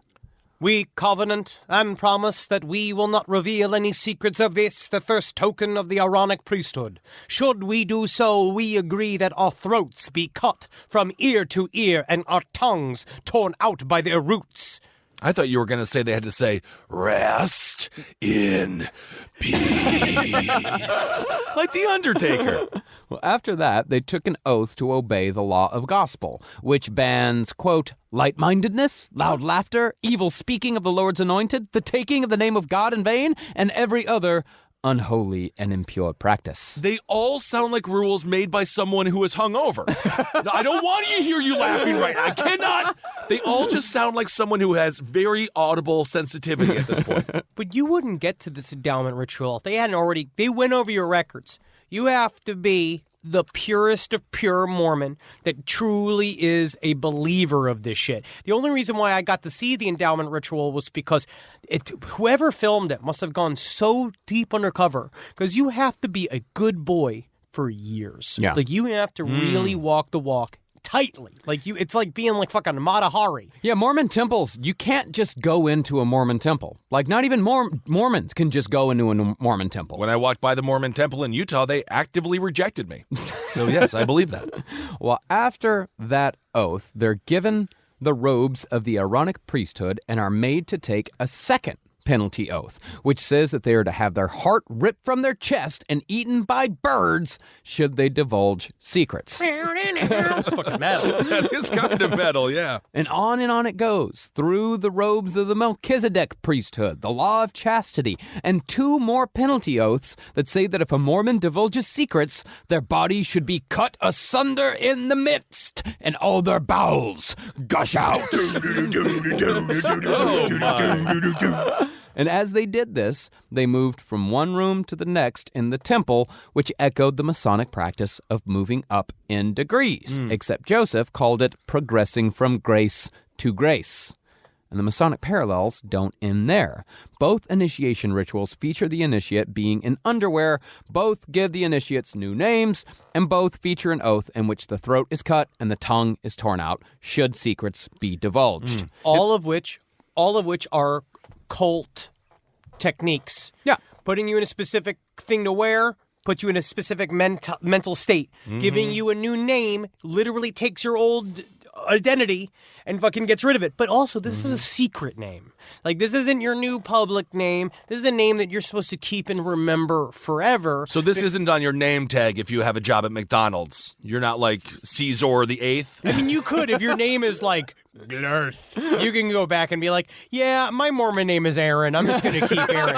Okay, I see. But this whole ritual, you're supposed to do again once you reach the celestial doors of heaven. When you die, you're going to do this ritual again that is going to allow you to then move to the next level, which is you get your planet. Man, that is not my idea of heaven. My idea of heaven is just like a big old Caesar's palace, and I win every time I play the slots, every time I play blackjack, it's a blackjack. Sir, I have a Twilight Zone episode you need to watch. Because that man discovered that heaven soon became a hell. Yeah, dude. Yeah, Rod Sterling lied about a lot of stuff. I'm smart to say you're starting becoming Atlantic City Aunt Ben. This is what this happens. Well, it wouldn't be unfair to say that the Mormon endowment ritual is damn near the exact same as the Freemason initiate ritual, except for a few changes in wording, right down to the 5 points of fellowship. In this Freemason ritual within a ritual, the candidate and the master touch each other on 5 points. Inside of right foot to inside of right foot, right knee to right knee, breast to breast, left hand to back, and mouth to ear. What kind of juggalo festival is this? Can we do it, Marcus? I think we can. Let me try to stand up and do it. All right, so the boys are standing up now. They're going to attempt to do it. This is extremely awkward because Marcus is like a stick and Henry is an egg. Okay, they have done it. They are... And that is very uncomfortable. Okay, it has been completed. So I do believe you guys are one step closer to heaven. I do love being a He whispered that he loves me. Oh, that's very nice. It was our secret, Marcus. Well, now it's my secret. I like to call it a sweaty snake of brotherhood. Yeah, that was very interesting. Not easy to do. I wonder how they even came up with such a bizarre collaboration. You should see all the handshakes. They're very fun. Yeah. I've studied the handshakes of many different cultures, and I just stick with the fist bump. You've studied the handshakes of many different cultures? I don't know how to do handshakes, so I did YouTube like cool handshakes because it makes me very uncomfortable. Yeah. One little part of the ritual, though, that is important is the veil. So at the very end, you're supposed to approach this giant curtain where you literally open it up, and it's about... The passing through is incredibly important. Okay. Because someone acts like God on one side of the curtain. You do the handshakes through the curtain at God, and again, you're going to repeat this when you die. And then all of a sudden, you do see a large erect penis come through, and you're like, "Is this a glory hole?" Yeah. Welcome to Utah. Interesting. Joseph fully admitted to stealing from the Freemasons, but he spun it by saying that the Masonic ritual was a corruption of the ancient ritual of Solomon. And then Smith, he was just restoring it to the true Hebraic endowment. But the initiation is only the half of it. The second half was the ritual drama. In this, church leaders reenact the creation of Earth and the fall of Adam in a fun little play that takes place in a series of rooms where each scene is depicted. In the early days, Joseph Smith played God, his brother Hiram was Christ, George Miller was the Holy Ghost, and W.W. Phelps crawled around on his stomach, hissing, playing the serpent in the Garden of Eden. Hey, Joe, what if I played the snake in the play? No, W, I don't want you to do that. Would be silly. Oh, but I just wanted to be a part of the special endowment ritual. All right, you do it. Let me see you do it. Whoa! I'm the devil. You're the best damn snake I've ever seen. And once the drama reached the point where Adam and Eve were expelled from the garden, the actors would don tiny robes that were exact replicas of Masonic aprons, except the robes were painted with little green fig leaves. Then the initiate would be taught all the necessary secret handshakes, passwords, and hand signals before he was given his secret name, which was inevitably taken from either the New Testament or, more likely, the Book of Mormon. And remember, this was not just some wacky shit that the Mormons did in Nauvoo in the early days. This ceremony was performed exactly as we just described it, along with a whole lot of other ancillary shit, until 1990. Mitt Romney performed this ritual. Hey, man, honestly, it's the coolest thing I've ever heard that he's ever done. I would like to see him try to pull this stuff off. Maybe Mitt Romney was the snake. I am a snake, a hiss. Hiss. No, you know what? W used to do it a lot better. Could you just be like make the actual hiss sound? You don't have to say hiss, Mitt. My only concern is that I am not a snake. No, Mitt, you're acting like a snake, you see. But how can someone act and be something that they are not? That is trickery. That is lying. It's acting. It's... Wait a second. So I could say something that I don't mean, even though I guess I'm getting into politics. Nailed it, Mitt. Nailed it. But in the common Mormon practice of changing with the times, the church removed the penalties in 1990, along with a lot of the Masonic elements after word of their creepy rituals started getting out. Because I think the Mormons started thinking, like, we're going to need to get into politics here pretty soon. We're going to need some people in power. We can't be doing the penalty oaths anymore. We can't be, because it really, I mean, it's kind of what people thought about Mitt Romney. It was kind of the same shit people thought about John F. Kennedy. It was like, is he going to be loyal to the United States or to the Pope? Yeah. Because JFK was the only Catholic president. He's a member of a fucking cult. Yeah, Mormonism probably cost him the election. Oh, yeah. Yeah, as it should have. Well, and speaking of creepy, the endowment ritual is not even close to the only Mormon ritual still performed to this day. One that many of you may have heard of is the infamous baptism of the dead. Originally, this rite was meant to bring dead family members like parents and grandparents into the faith if they happened to die before they heard the good word of Joseph Smith. Like, say you get into Mormonism, you think this is fucking fantastic, but both your parents, your grandparents are dead. What's going to happen to them?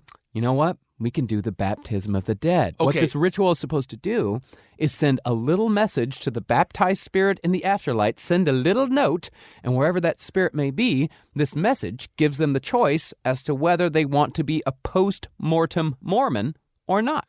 so I'm sitting up there in my heaven playing my slot machines, winning every single time, and all of a sudden I get whisked away to Mormon heaven, where I just have to sit there and have a horrible time. It only gives you the choice. The answer's no!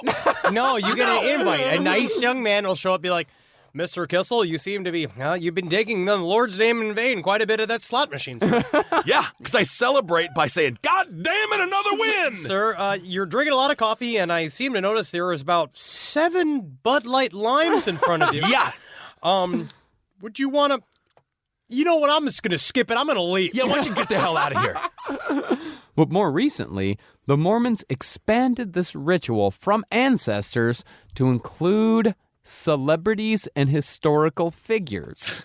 You can't do that. They do. You can. They did. Yeah, you can't. You can, and they did. Oh, God. In 2017, a researcher discovered that the Mormons baptized Humphrey Bogart and Marilyn Monroe, as well as the ancestors of Kim Kardashian, Trump, Pence, Biden, Hillary Clinton, and Steven Spielberg. You can't. No, you don't get them. Those are ours. Although you can have a couple of those. But we'll take Spielberg. I think that Stephen King has about 4 books that are about early short stories that are about how the afterlife is filled with classic rock guys. And I think at some point they got so jealous of heaven, our heaven, being heaven like Prince and Jeffrey Epstein, that they really wanted to make sure. I don't think Jeffrey Epstein. I don't know what you're talking about with that one. He could have threw a Hail Mary or anything. But they got so jealous of fun heaven, they wanted to get some people over on their heaven, because think about how cool just fucking Humphrey Bogart's planet would be, just all grumpy, him sucking on scotch and talking about it's bad how you can't smack actresses on the butt anymore. Yeah, exactly. I'm sure he has some interesting racial ideas as well. And as a matter of fact, he might agree with the Mormons on that. Who knows? He might enjoy it up there. Well, there have also been attempts to Mormonize both Charles Manson and Stephen Paddock. But as of 2017, both of those people were roundly rejected by church leaders because their spirits were deemed, quote, not ready. Really? But what really pissed people off was when the Mormons posthumously baptized hundreds of thousands of Holocaust victims in the 90s. Oh, my God. In the 90s they did this? However, the church defended the move, saying the ritual only gave spirits the choice to be Mormons, conveniently forgetting the long history the Jews have of being forced through violence and torture to convert to Christianity. Oh, God. Okay. This is what I'm going to call an unforced error. Yeah. Like, why do this? Yeah. Don't know why they wanted to do it. I guess they just wanted as many Mormons as possible. It's something fun to do, but it's also it's a fun ritual for the kids because it binds. Wait, hold on, what? No, seriously, it binds the kids to the religion because I think they baptized something like 150,000 Holocaust victims. They definitely baptized Anne Frank, but for every single one of those people they baptized, you have to have kids, you have to have stand-ins, you have to have proxies. So this is a ritual for them to do. It's like a church activity. It's like today we're going to baptize 10 Holocaust victims. Man, you can do a lot with macaroni, too. You can make, like, macaroni crosses. We just did hand turkeys in the Macarena. That was all we did in fucking confirmation camp. But these kids get shipped out. They go to the temples, and I think that you're right. I guess it also partially, because the temple is a place where you go, and you are truly, because of the grandeur of the architecture, you're supposed to feel like you are actually in God's house. Yeah. And so you're getting them. It's normalizing. It's like you're getting used to the temple. Well, you get to go to the temple again. You get to do the endowment ceremony again because for a lot of Mormons, the endowment ceremony is the most beautiful, most spiritual experience of their lives. It's fantastic. And when you do the baptism of the dead, you get to do it again. Okay. Now, after Joseph Smith established these rituals, he started getting a little more selfish and a little more worldly with his revelations. In January of 1841, Joseph told his people that God had commanded the Mormons to build a hotel.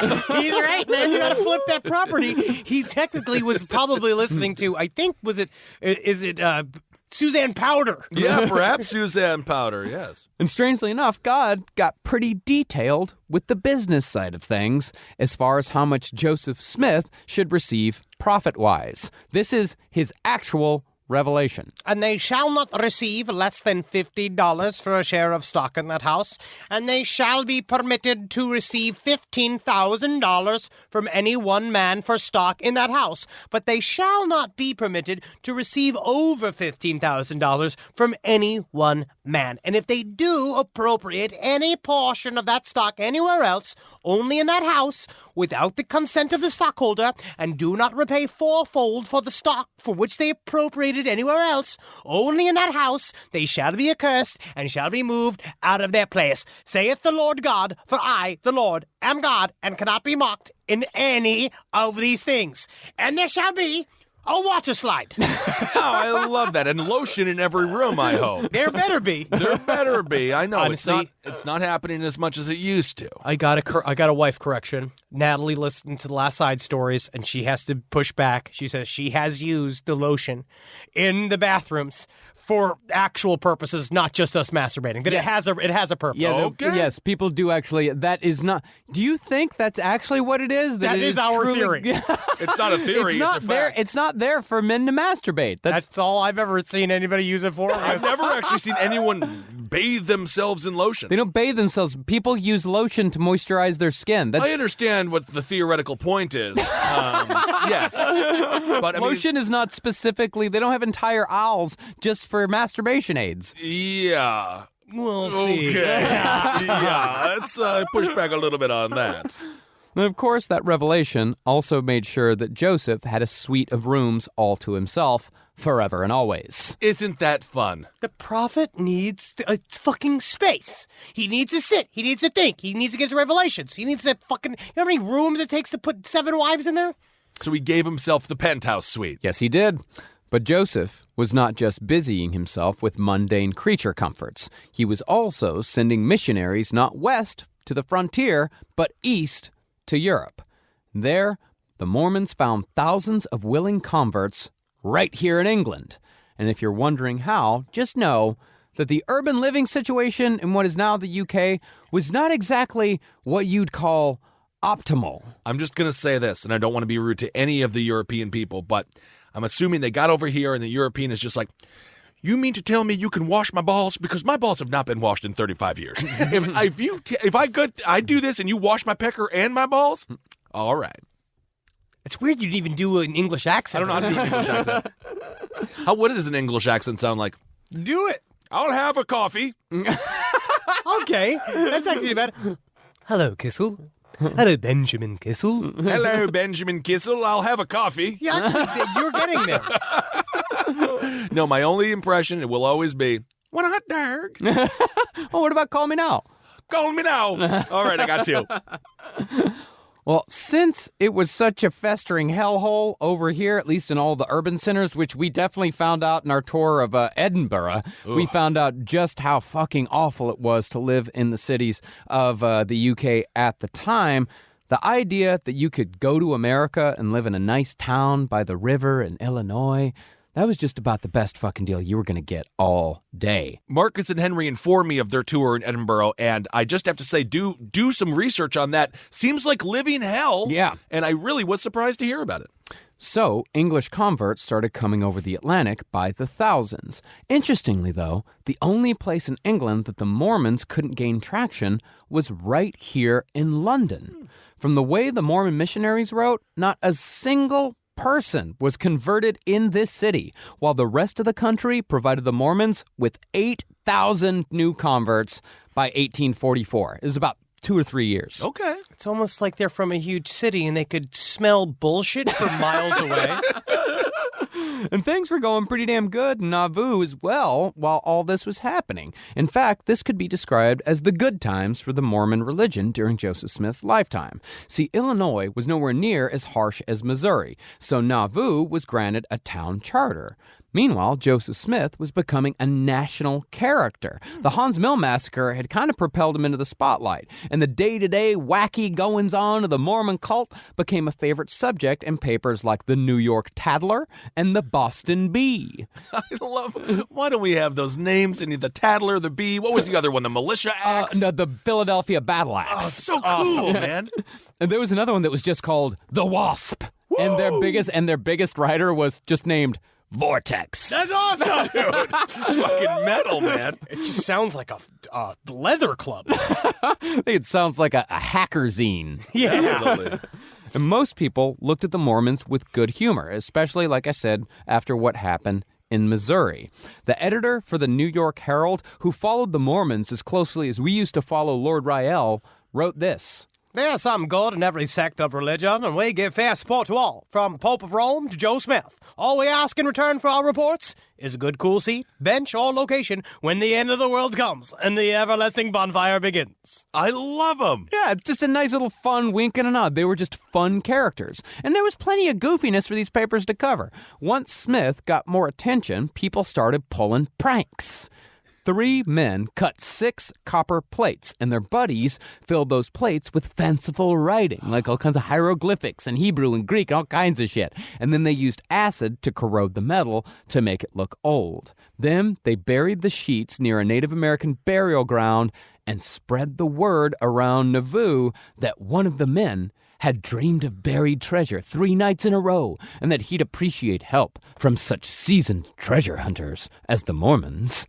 This is what people did before they were addicted to young Sheldon. You have to go and make your own fun. Yeah. No, at first the Mormons were skeptical because this was about the 4th or 5th major prank that had been pulled at their expense. Yes. But their suspicion vanished the moment they saw the seemingly authentic plates for themselves, and they begged for permission to take the plates to Joseph Smith. Oh my God, you can just imagine him looking at this shit, just being like, You don't think I don't know this fucking scam? You don't think I invented this scam? It's like, all right, bring me the plates. I'll look at it. It's funny how you can even look at these plates. The plates I had made your brain explode. It could be that Joseph Smith knew that this was a hoax, or it could be that word was reaching Joseph that the Rosetta Stone had finally been deciphered, meaning the days of Reformed Egyptian were getting pretty fucking short. But either way, Joseph went no further than just placating his people, because he couldn't say, like, "Oh, you fucking moron, what are you doing bringing me this shit for?" What do you think I'm doing? This is old school, all right? I am channeling the Hermetic Old Tea God. All right, let me look at this. All right, I'll look at a paragraph of it. Oh, this is just a TV guide. Well, Joseph said he translated just a portion and said that the plates were merely the history of the person buried in that mound. He was a descendant of Ham, which he's like, this is interesting, but it is not a discovery on par with the mummies that inspired the Book of Abraham. But still, even though people liked Joseph Smith, negative press tended to stick. One person who no doubt had heard Samson Avard's testimony accused Joseph of sanctioning theft against his neighbors in a practice that Joseph supposedly called milking the Gentiles. I heard that. But it seemed like Joseph preferred to read the positive stories, which is all well and good. But after a while, Joseph started to believe the hype. Emboldened by the positivity, Joseph Smith and the Mormons dove into polygamy. muff deep. Whoa. Now, polygamy began in earnest with Mitt Romney's grandfather, Parley Pratt, in 1840, but only in a spiritual sense. See, Pratt's first wife had died, and Pratt had since remarried, but he was worried about what would happen when he went to heaven, and both wives were there waiting. Like, what if one time on an anniversary, I told them to meet me at the same restaurant for a date, but I told one at 7 and the other 7:30, and then I'd have to wear a mustache with one date and then run into the bathroom and change and come to the other date in a sort of Mrs. Doubtfire set of farcical circumstances. So he was worried about his wives being catty in heaven? Just what was going to happen? Like, what's going to happen? Like, how can I be loyal to both wives while in heaven? What's going to happen there? How is God going to look upon this? Essentially, that was more what it was about. It's like, how is God going to look upon me having 2 wives in heaven? How does that work on the planet, Joseph? How's that work? Well, Joseph assured Parley that God allowed for multiple marriages as per his reading of Exodus, and that they would all live happily ever after for all eternity on their own planet near Kolob. But this seemingly innocent proclamation, designed to comfort his friend, must have seemed like a fucking lightning bolt of an idea to the horny Joseph Smith. Now, Joseph never dared preach polygamy out in the open because he knew that if the Mormons were officially polygamous, the fledgling religion would never survive. So, Joseph took a sideways street towards supporting the practice by publishing a pamphlet by a non-Mormon named Udney H. Jacob, who defended polygamy as a solution to marital incompatibility. That's basically what it said. This whole document is all about how you got a fat wife? Get a new one. You got a dumpy husband? Sorry. That's how it goes. And there's some people that say that Udney H. Jacob might be Joseph Smith under a pseudonym. Maybe. But which you don't know. I feel like I wouldn't put it past him because he really loved playing mind games and he was very, very good at it. But we don't know for sure. Well, on the back of the pamphlet, it said publisher J. Smith. And the gist of the pamphlet was that for a Christian, divorce wasn't an option because nobody in the Bible ever got divorced. But, Udney wrote, some men were nonetheless cursed with unpleasant wives whom they no longer loved. And since sex without love is a sin, Udney argued that having sex with a spouse you didn't love was a sin as well. And he even had a name for it. He called it fornicating in the wife. My goodness, do not search that on Pornhub. Well, the solution to fornicating in the wife, Udney wrote, was to just stop fucking the wife you hated and marry again, while still forcing everybody to live in the same home. And that's how you exalt the Lord and find happiness. Isn't that just what broke up the marriage between Maria Shriver and Arnold Schwarzenegger? No. I'm pretty certain that was it. That was called fornicating in the maid. Not good. Now, the Udney pamphlet was published in 1842, but Joseph Smith had already begun what he called plural marriage almost a year before, when the 36-year-old Joseph Smith married 26-year-old Louisa Beeman. By the time the pamphlet was published, though, Smith had already married Lucinda Harris, Prescindia Buell, Zena Huntington Jacobs, Mary Rollins Leitner, Patty Sessions, Clarissa Hancock, Sally Gully, Nancy Hyde, and a woman only known as Mrs. Durfee. Which was Robin Williams in a dress. Oh my! So he got a bevy right away. Many, many women. Oh my goodness! The oldest of Joseph's wives was 59. The youngest, 15. He also married 5 pairs of sisters, and in one case married both a mother and a daughter. But what really got him in trouble was when he married other men's wives without the husbands knowing that Joseph was doing it. Oh, they didn't like that, huh? Well, it was very scary. You're a pastor, the prophet. You'd come home. There's one story about one dude who came home to find his wife and Joseph Smith having dinner, where he's just like, yeah, let me tell you about this new arrangement I've invented. It's called sitting on a tripod. Oh, my God. Now, some Mormons claim to this day that all of Joseph's marriages were entirely spiritual, with consummation left to the eternal state, as they put it. Oh, yeah. Oh, yeah. No, that makes a lot of sense. Definitely. Oh, yeah. Hey, I'm a betting man, and that's what I would put my money on. But quite a few sworn statements from Joseph's wives prove that Smith did not wait for death to fuck. What? I can't believe it. But the thing was, a lot of Mormons didn't like the idea of plural marriage. Most early Mormons thought this was fucking weird and a really bad idea. In fact, Joseph Smith's own brother, Don Carlos, was quoted as saying, Any man who will preach and practice spiritual wifery will go to hell, no matter if it is my brother Joseph. In fact, even Brigham Young, who eventually had well over 50 wives, had to be cajoled into participating. It's him just going, come on, Brigham, don't you want to marry more wives? No, I don't think I do. I don't know if I... All right. Okay. Well, it took years for Joseph to convince Brigham Young that this was a good idea. And Brigham finally agreed, or at least the story goes that Brigham finally agreed, while he and Joseph were watching a funeral procession. And Brigham told Joseph that he would rather be in that fucking coffin than be a polygamist, but he would do it if God and Joseph commanded. Ah, interesting. At least that's what the story is. But once Brigham said yes, he went all in. Yeah, you think somebody was hesitant would maybe have, like, one extra wife. Yeah. Or two extra Some wives. reservations, a couple of reservations, perhaps. 56 or 57. I'm not sure which one it is. It's 56 or 57 wives that Brigham Young eventually had. He went all in.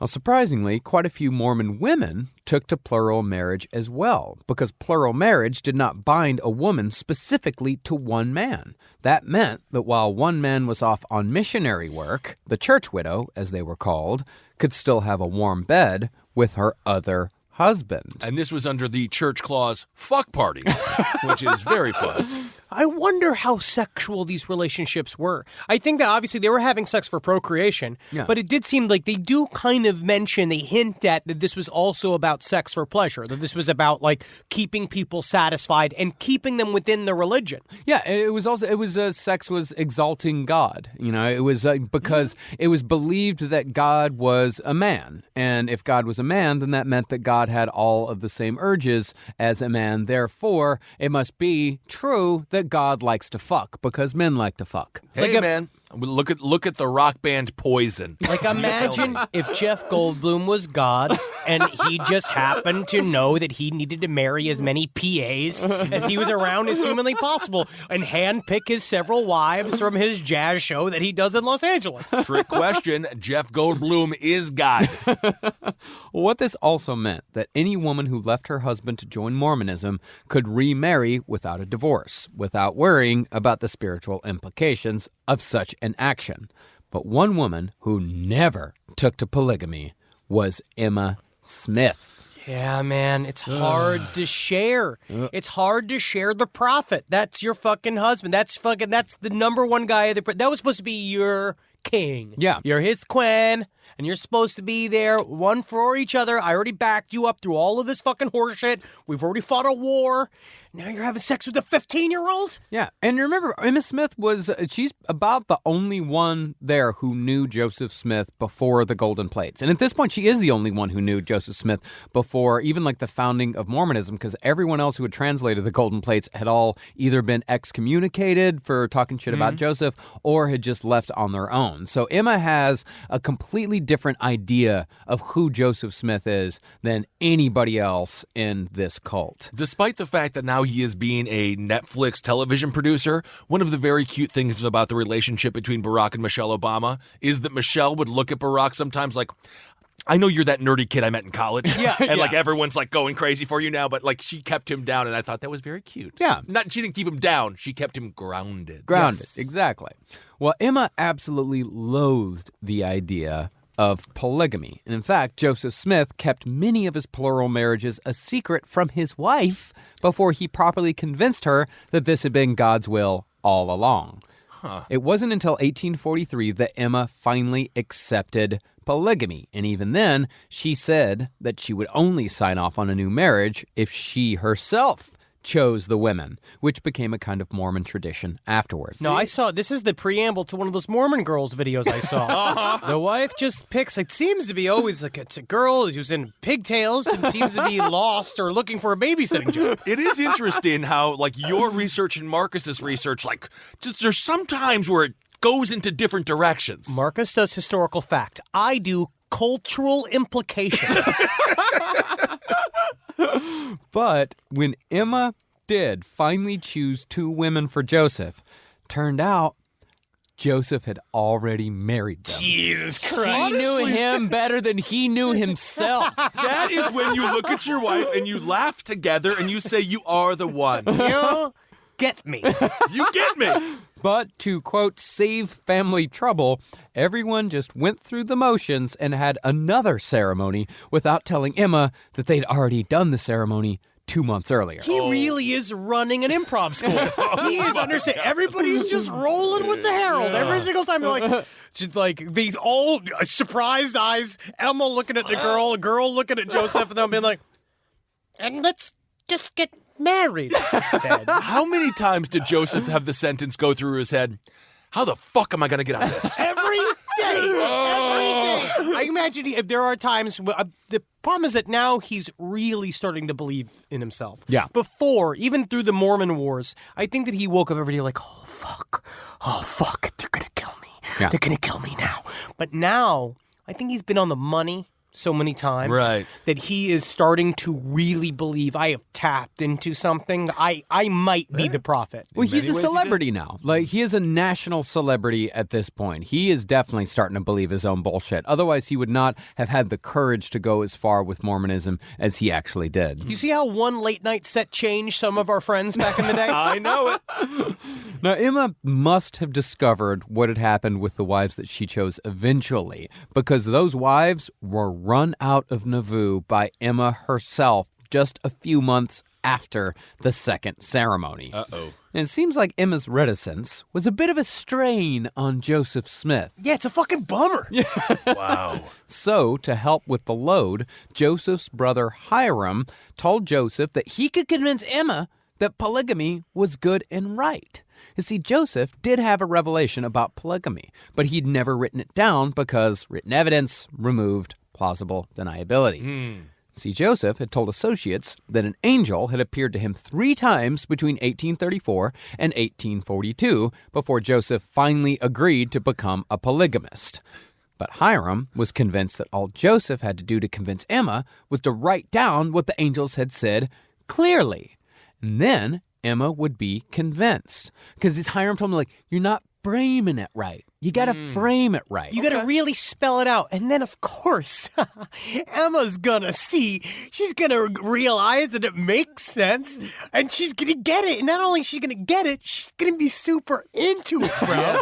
Hiram, sure you do sound like you have the name of someone who wets himself every day at noon. That's trying to convince your wife to do a threesome. Yes. Like, no, bro. Every woman wants to do it, man. No, I know you're married and I'm single and, like, I'm not dating anybody. Like, I'm fucking alone, like, forever. But you, dude, you got a wife. You could flip this, dude. Flip it. You just fucking show her how every chick likes boobies, man. Well, when Hiram tried to convince Joseph that, yeah, everything's going to be cool, everything's going to be fine, all you got to do is write out the revelation, she'll be down for it, Joseph smiled and said, quote, You do not know Emma as well as I do. but still, Hiram pushed, and eventually Joseph wrote down the whole kit and caboodle, perhaps going a little too far and including a personal commandment for Emma, because it had worked before.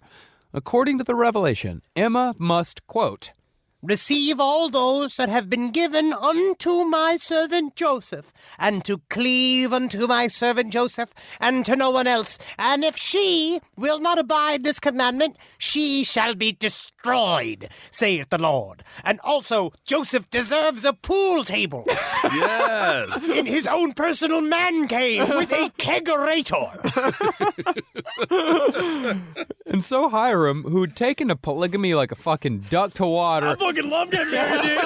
There's so much fucking, there's catering, which I fucking dig. I learned what a charger plate is. That's super cool. 3 plates for no fucking reason, dude. Why not? he said, fuck yeah, Joseph, you fucking nailed it, bro. I'm taking this over to Emma right now. She's going to turn that frown upside down. You really think so?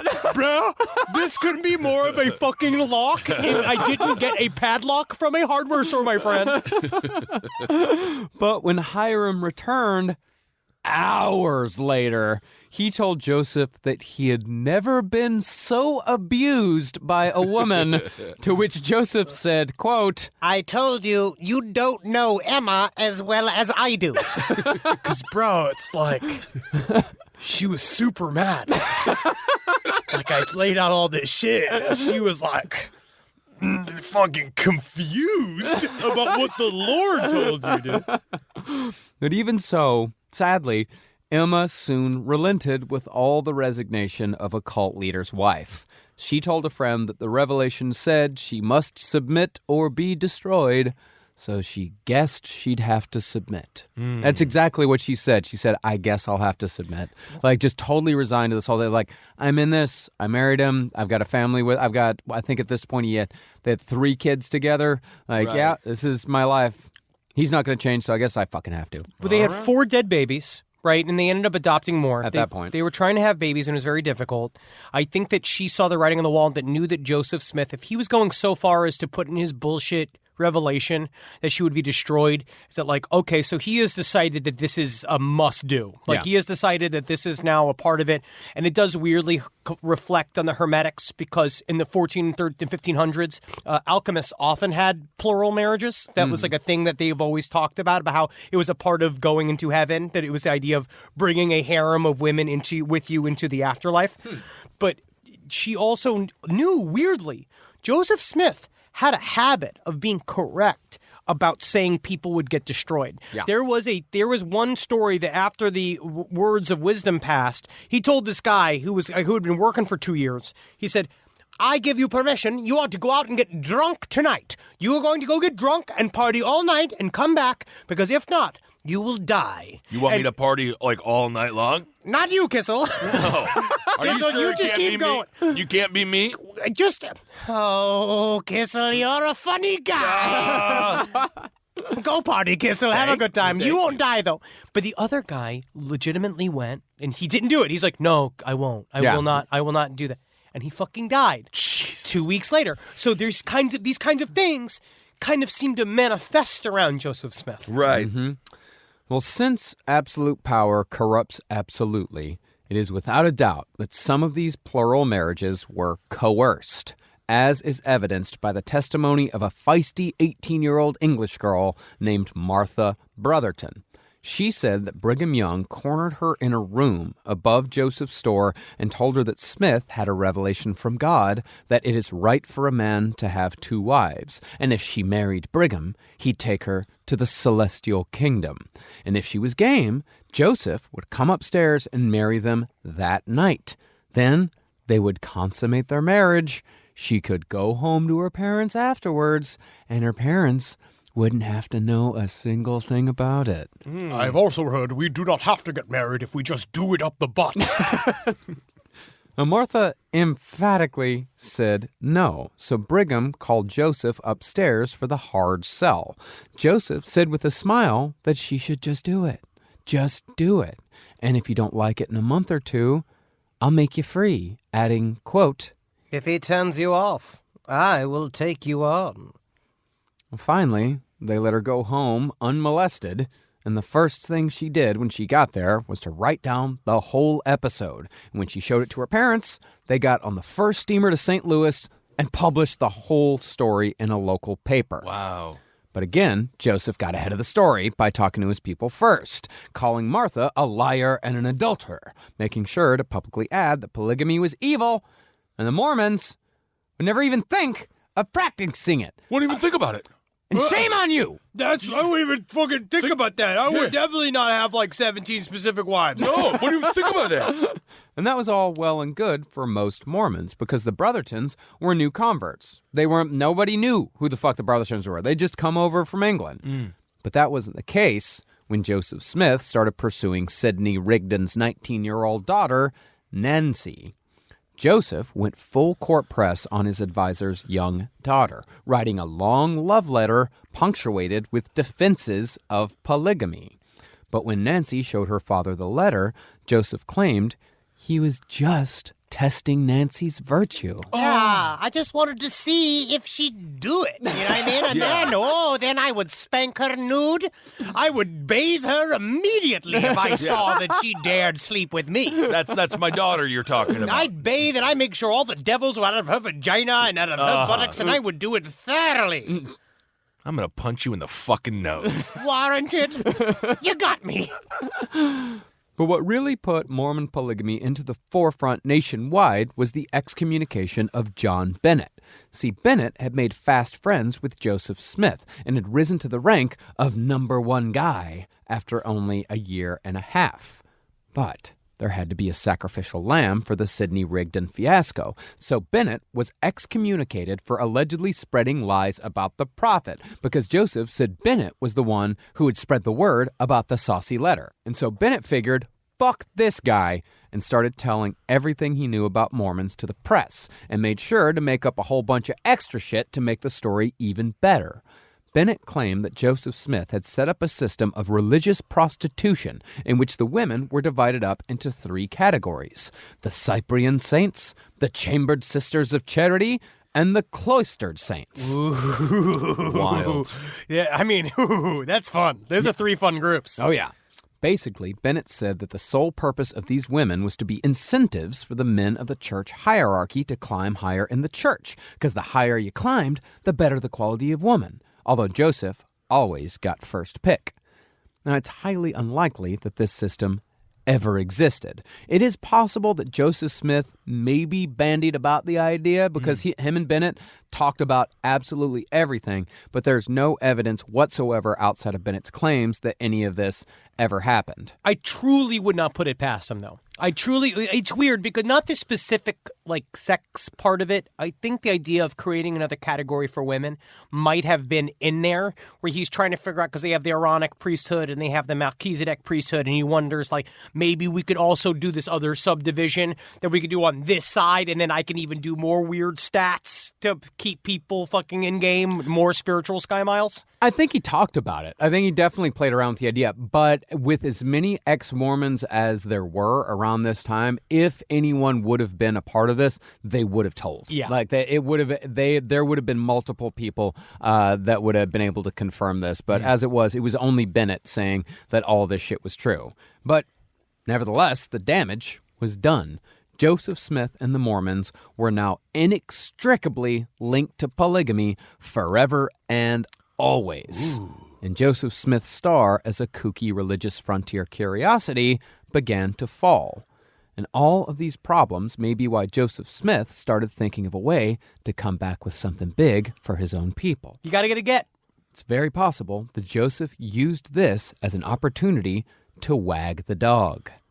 Now, we don't know for sure if Joseph Smith gave this order, but around the time that the polygamy story broke, Joseph Smith's personal bodyguard, Porter Rockwell, shot the hated Missouri governor, Lilburn Boggs, 3 times in the head. Whoa! Now, to the Mormons, this was both heartwarming revenge and the fulfillment of a prophecy. Because after Lilburn Boggs had terrorized the Mormons with an extinction order, Smith had prophesied that Boggs would die within a year. Didn't seem to matter that it was most likely that Joseph Smith had fulfilled that prophecy himself by ordering the assassination of a government official out of either delayed revenge or hopeful distraction. Although we don't know for sure if to be 100% fair, we don't know for sure that Joseph Smith ordered this or if Porter Rockwell was just acting on his own. Well, Porter Rockwell, he ended up escaping from jail, and he would go on forever and bragging about how he shot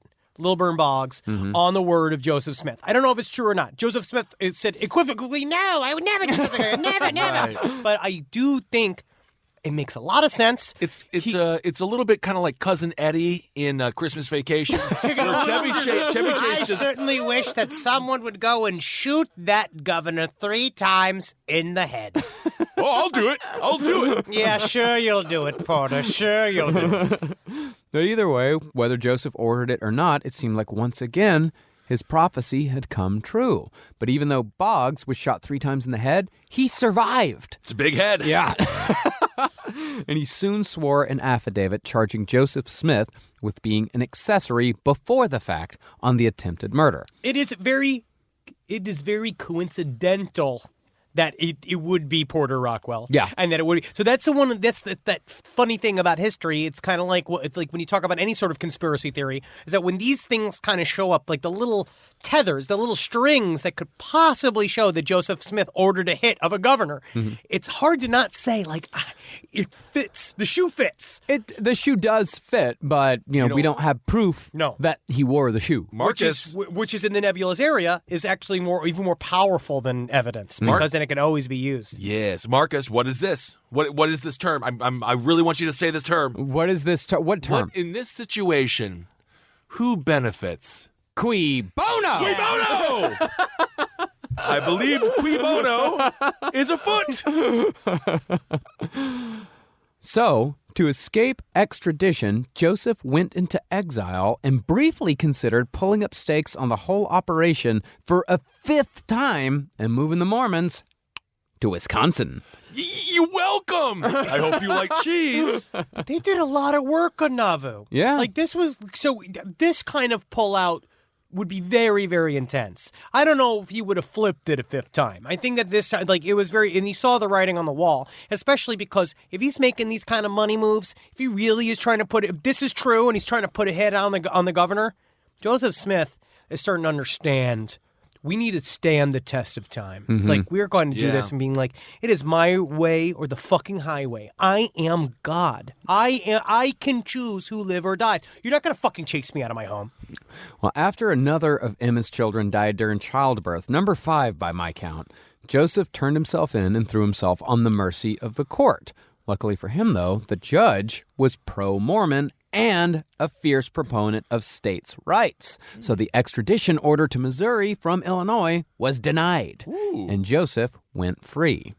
And not too long after all that, after a probable assassination attempt on a government official, Joseph Smith ran for president. How'd he do? He lost to Polk, James K. Polk. Oh, okay. Yeah. See, Smith saw that politicians regularly courted the Mormons for the large block of votes that they could deliver. That's part of how they were able to settle in Nauvoo, because they had just been, because back then it was Whigs and Democrats, and that Lilburn Boggs was a Whig. So when all of the Mormons moved to Illinois, the local Whig courted them and saying, like, hey, not all Whigs are like that. Not all Whigs are bad. Please keep voting Whig. You're Whig. Come on. We love Whigs. Come on. Let's do it. And so they would often, Joseph Smith became a bit of a power broker.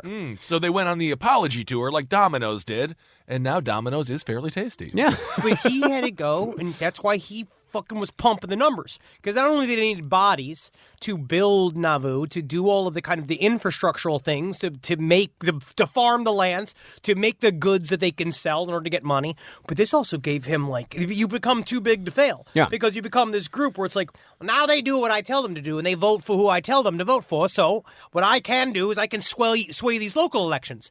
But what I need to do is get myself at the national I need to get myself on the national floor. Yeah, he just wanted to be on the national stage. He ran for president for the publicity. See, Joseph had always thought that the best form of government was a theocracy, and he figured who better to be president of the United States than the originator of the American religion, at least in theory, because Joseph knew that he didn't have a chance in hell to win. But he'd already been looking into the possibility of Mormon sovereignty. And if he ran for president, that eventuality would not seem so strange when the time came. It sends a chill up my spine, because this shit has always been this way. People who run for president on just trying to get the likes, just trying to get the notice, trying to get all the fame points, because he wants to build his name. And because, like, what if he did win? Like, what if he did go all the way? We'd be fucked. It would have been a different country. So, in early 1844, Smith organized a secret council of 50 quote-unquote princes whose first act was to crown Joseph as the king of the kingdom of God. Oh. After that, he sent the first expedition of men west beyond the borders of America to find a place where that king might rule. Yeah, this shit's getting fucking real. Yeah. Once he starts this talk, this is really... this is where my estimation is that he's becoming a very dangerous person. Possibly.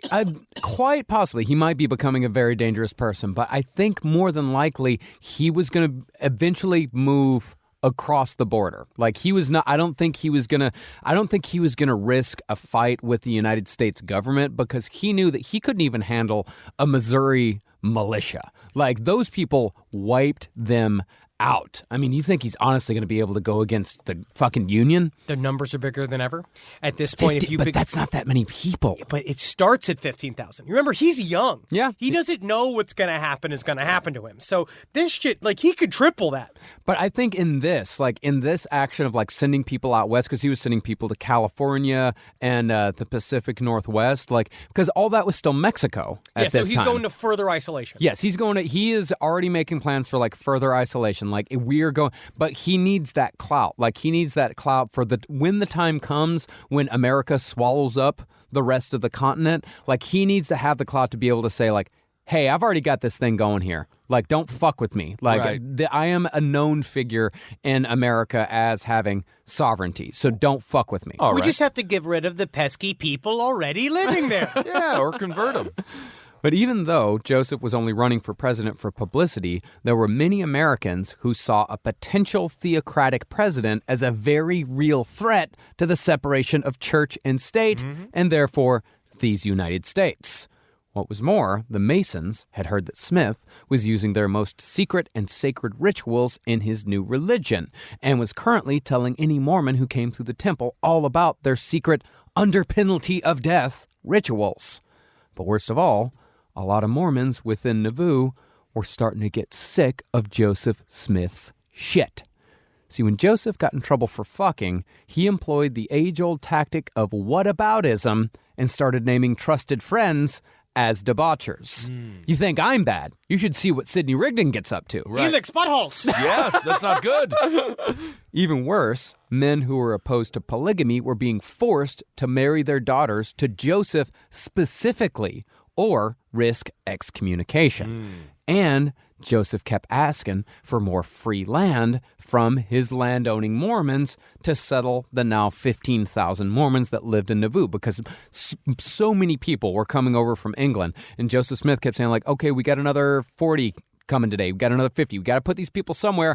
You're going to give me your land. And that's just what's going to happen now. There's also a part of me that think that he kind of becomes, this is the line where he's kind of becoming like God Emperor of Dune, where he's, when you have more and more of these wives, right? Because you're bringing them to the afterlife. And he keeps saying that this is going to help in your exaltation, arriving with these many celestial marriages. Each offspring, I have spiritual offspring. With each one of these spiritual wives I will have after this, creates a new planet, a new place that increases Mormonism throughout the multiverse. And so there's a thing inside of him where I do believe he started believing his own shit, and he saw a highway to becoming Elohim, where he's like, I am going to not just be the prophet.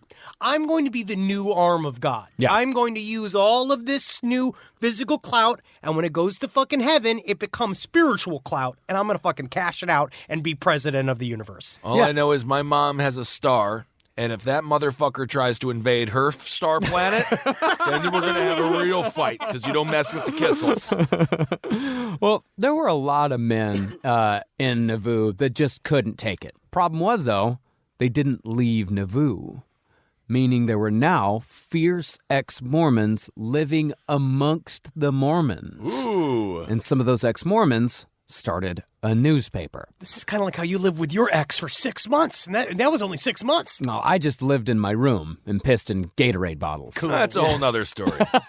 Did you start a newspaper? Did you start your own zine, like an anti-ex-girlfriend zine that you would put out from underneath the door for anyone who will read? And then he would just have to take it back in himself and read it.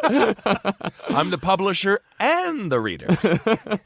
Well, that newspaper was called the Nauvoo Expositor, and in May of 1844, it published its only issue, which is a full expose on what went on in Joseph Smith's pantaloons. Ooh. The story detailed seductions, it completely exposed the polygamy revelation, and it confirmed the rumors of Joseph's many wives. Because at this point, even a lot of Mormons didn't know about polygamy. Even the people within the religion did not know that polygamy was a big part of it, or that Joseph Smith and Brigham Young and Parley Pratt and all these people up top were practicing it.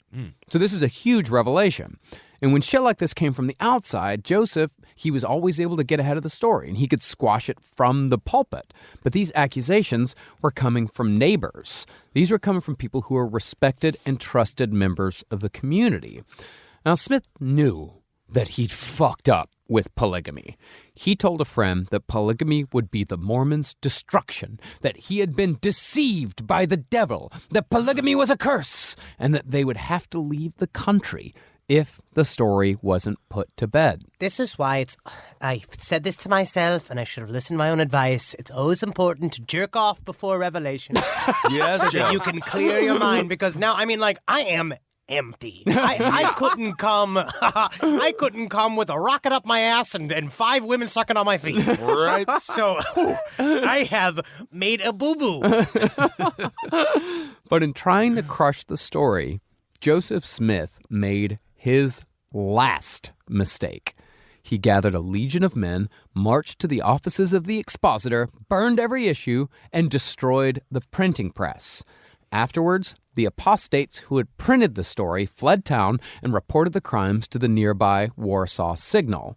And this is the funny thing about the Joseph Smith story. He could take multiple wives. He could manipulate people into giving him their land and savings. He could seduce underage girls. He could even attempt to assassinate a government official. But fucking with the free press? That's going too far. America! Oh, America! Got your head grease on me!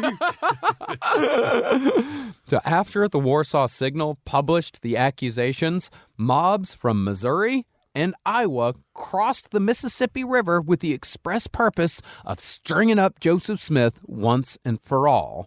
And knowing that he'd fucked up for the last time, Joseph sent his family away with a group of bodyguards and fled to Carthage with his brother Hiram, where they were both arrested on riot charges for the destruction of the expositor. I'll tell you what, fucking Joe, there's nobody I'd rather fucking be in a fucking jail cell with than you, my fucking brother. This is fucking cool, right? Shut up. And Joseph resigned to his fate, knowing that he probably wasn't going to get out of this one, requested a big old bottle of wine and had one more drink with his brother before the mob came for him one last time. Now, it's believed that the governor of the state, Governor Ford, gave the state militia tacit permission to do what they did in order to prevent another Mormon war. But either way, 100 Carthage Greys appeared outside the doors of the jailhouse where Joseph and Hiram were being held. They burst into the jail and ran up the stairs to Joseph's cell, shooting anyone who got in their way. But somehow the other Mormons held with Joseph and Hiram had smuggled in guns. So Joseph was given a 6-shooter while Hiram got a single-shot pistol.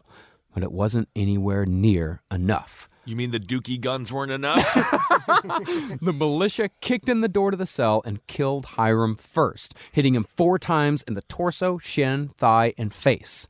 Joseph, though, was unhurt, so he emptied his 6-shooter into the hallway and made towards a window.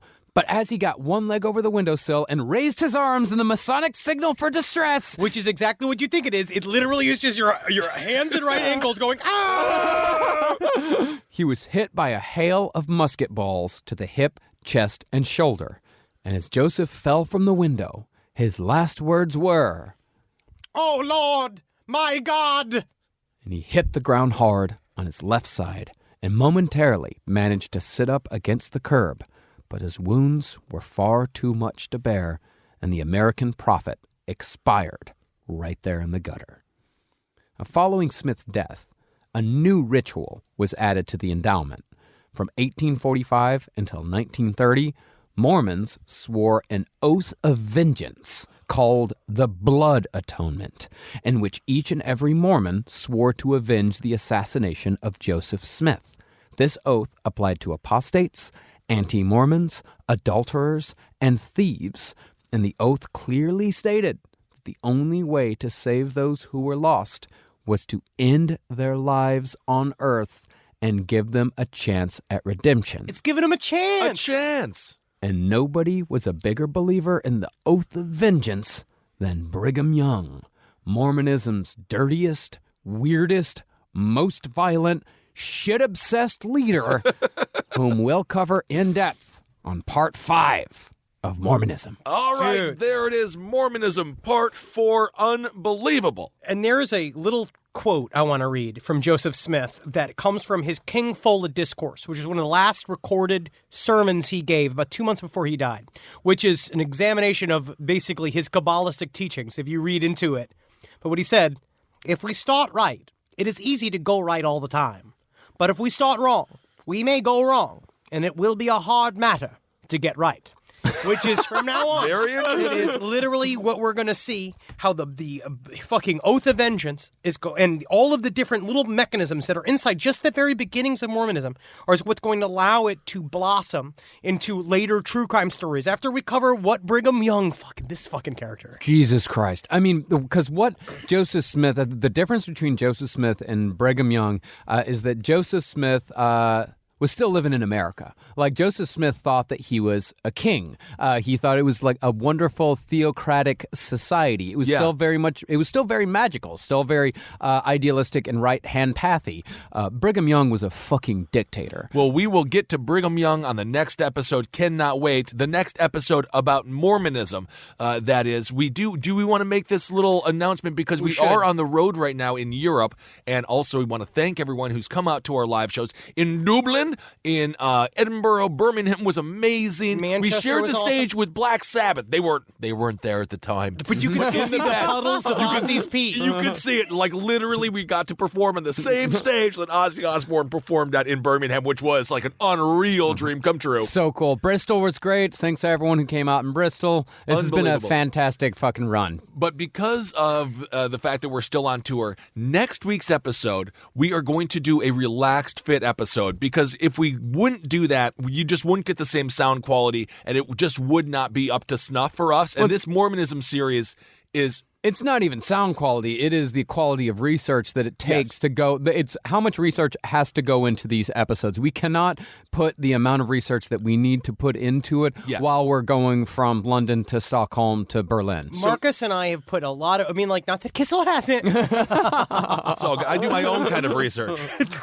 No, you're doing good. You're doing good. But we have really been busting our ass on this series. It's been a wonderful series. We're already at 4 different source materials, and we have been kind of scouring the internet and doing as much as we can, speaking with ex-Mormons. And so we are really trying to lay this series out as thick as humanly possible. And this next episode and the next 2 are very, very important for us to land correctly. Yeah, absolutely. So what we want to do is that for next week, for the Relax Fit, we've had some people reach out and say they wanted us to do like a Q&A type show. Right. And what we want to say, it's like, you send in questions that you've been dying to ask. And I mean this. It's like, I really want to do like almost an AMA where you guys send things that you've been really curious about the show, about various topics, things that you want to yell at us about, things that you want to like all of that kind of, and we're going to address as many of them as possible in a Q&A Relax Fit. Absolutely. So email side stories, LPOTL@gmail.com. Put in the subject Relaxed Fit Q&A,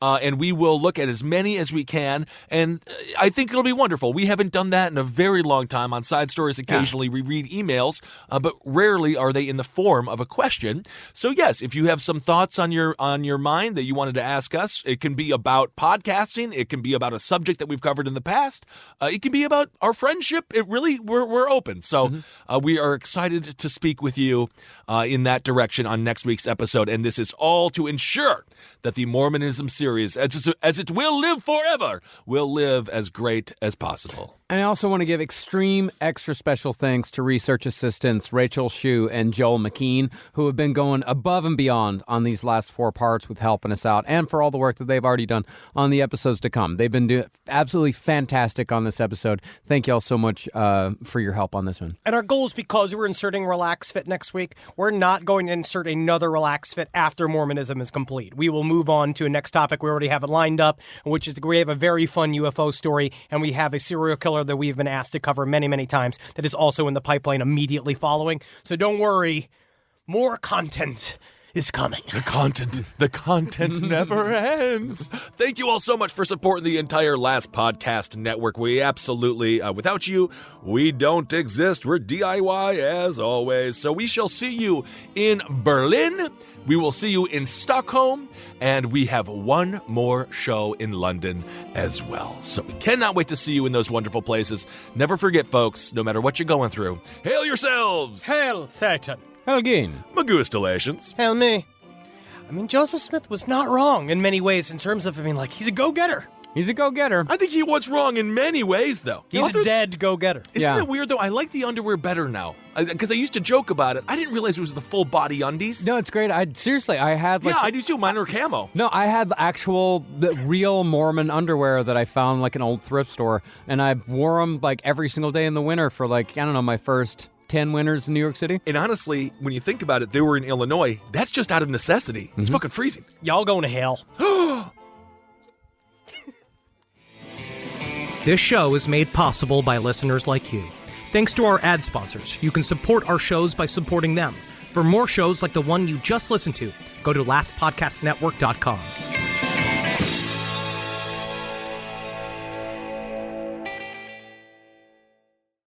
Hello, I'm Ozempic. And I'm other GLP-1s, kind of like him. Hey, are you shaking a maraca? No, I'm shaking the pill version of Ozempic, which no one should ever do except in ads like this. A nice disclaimer. Hey, thanks. Ask your doctor about which FDA-approved uses of the Ozempic pen or pill may be right for you. Call 1-833-OZEMPIC or visit Ozempic.com to view the medication guide and learn more about Ozempic semaglutide tablets, 9 milligrams, and Ozempic semaglutide injection, 2 milligrams. There's a pill version of Ozempic.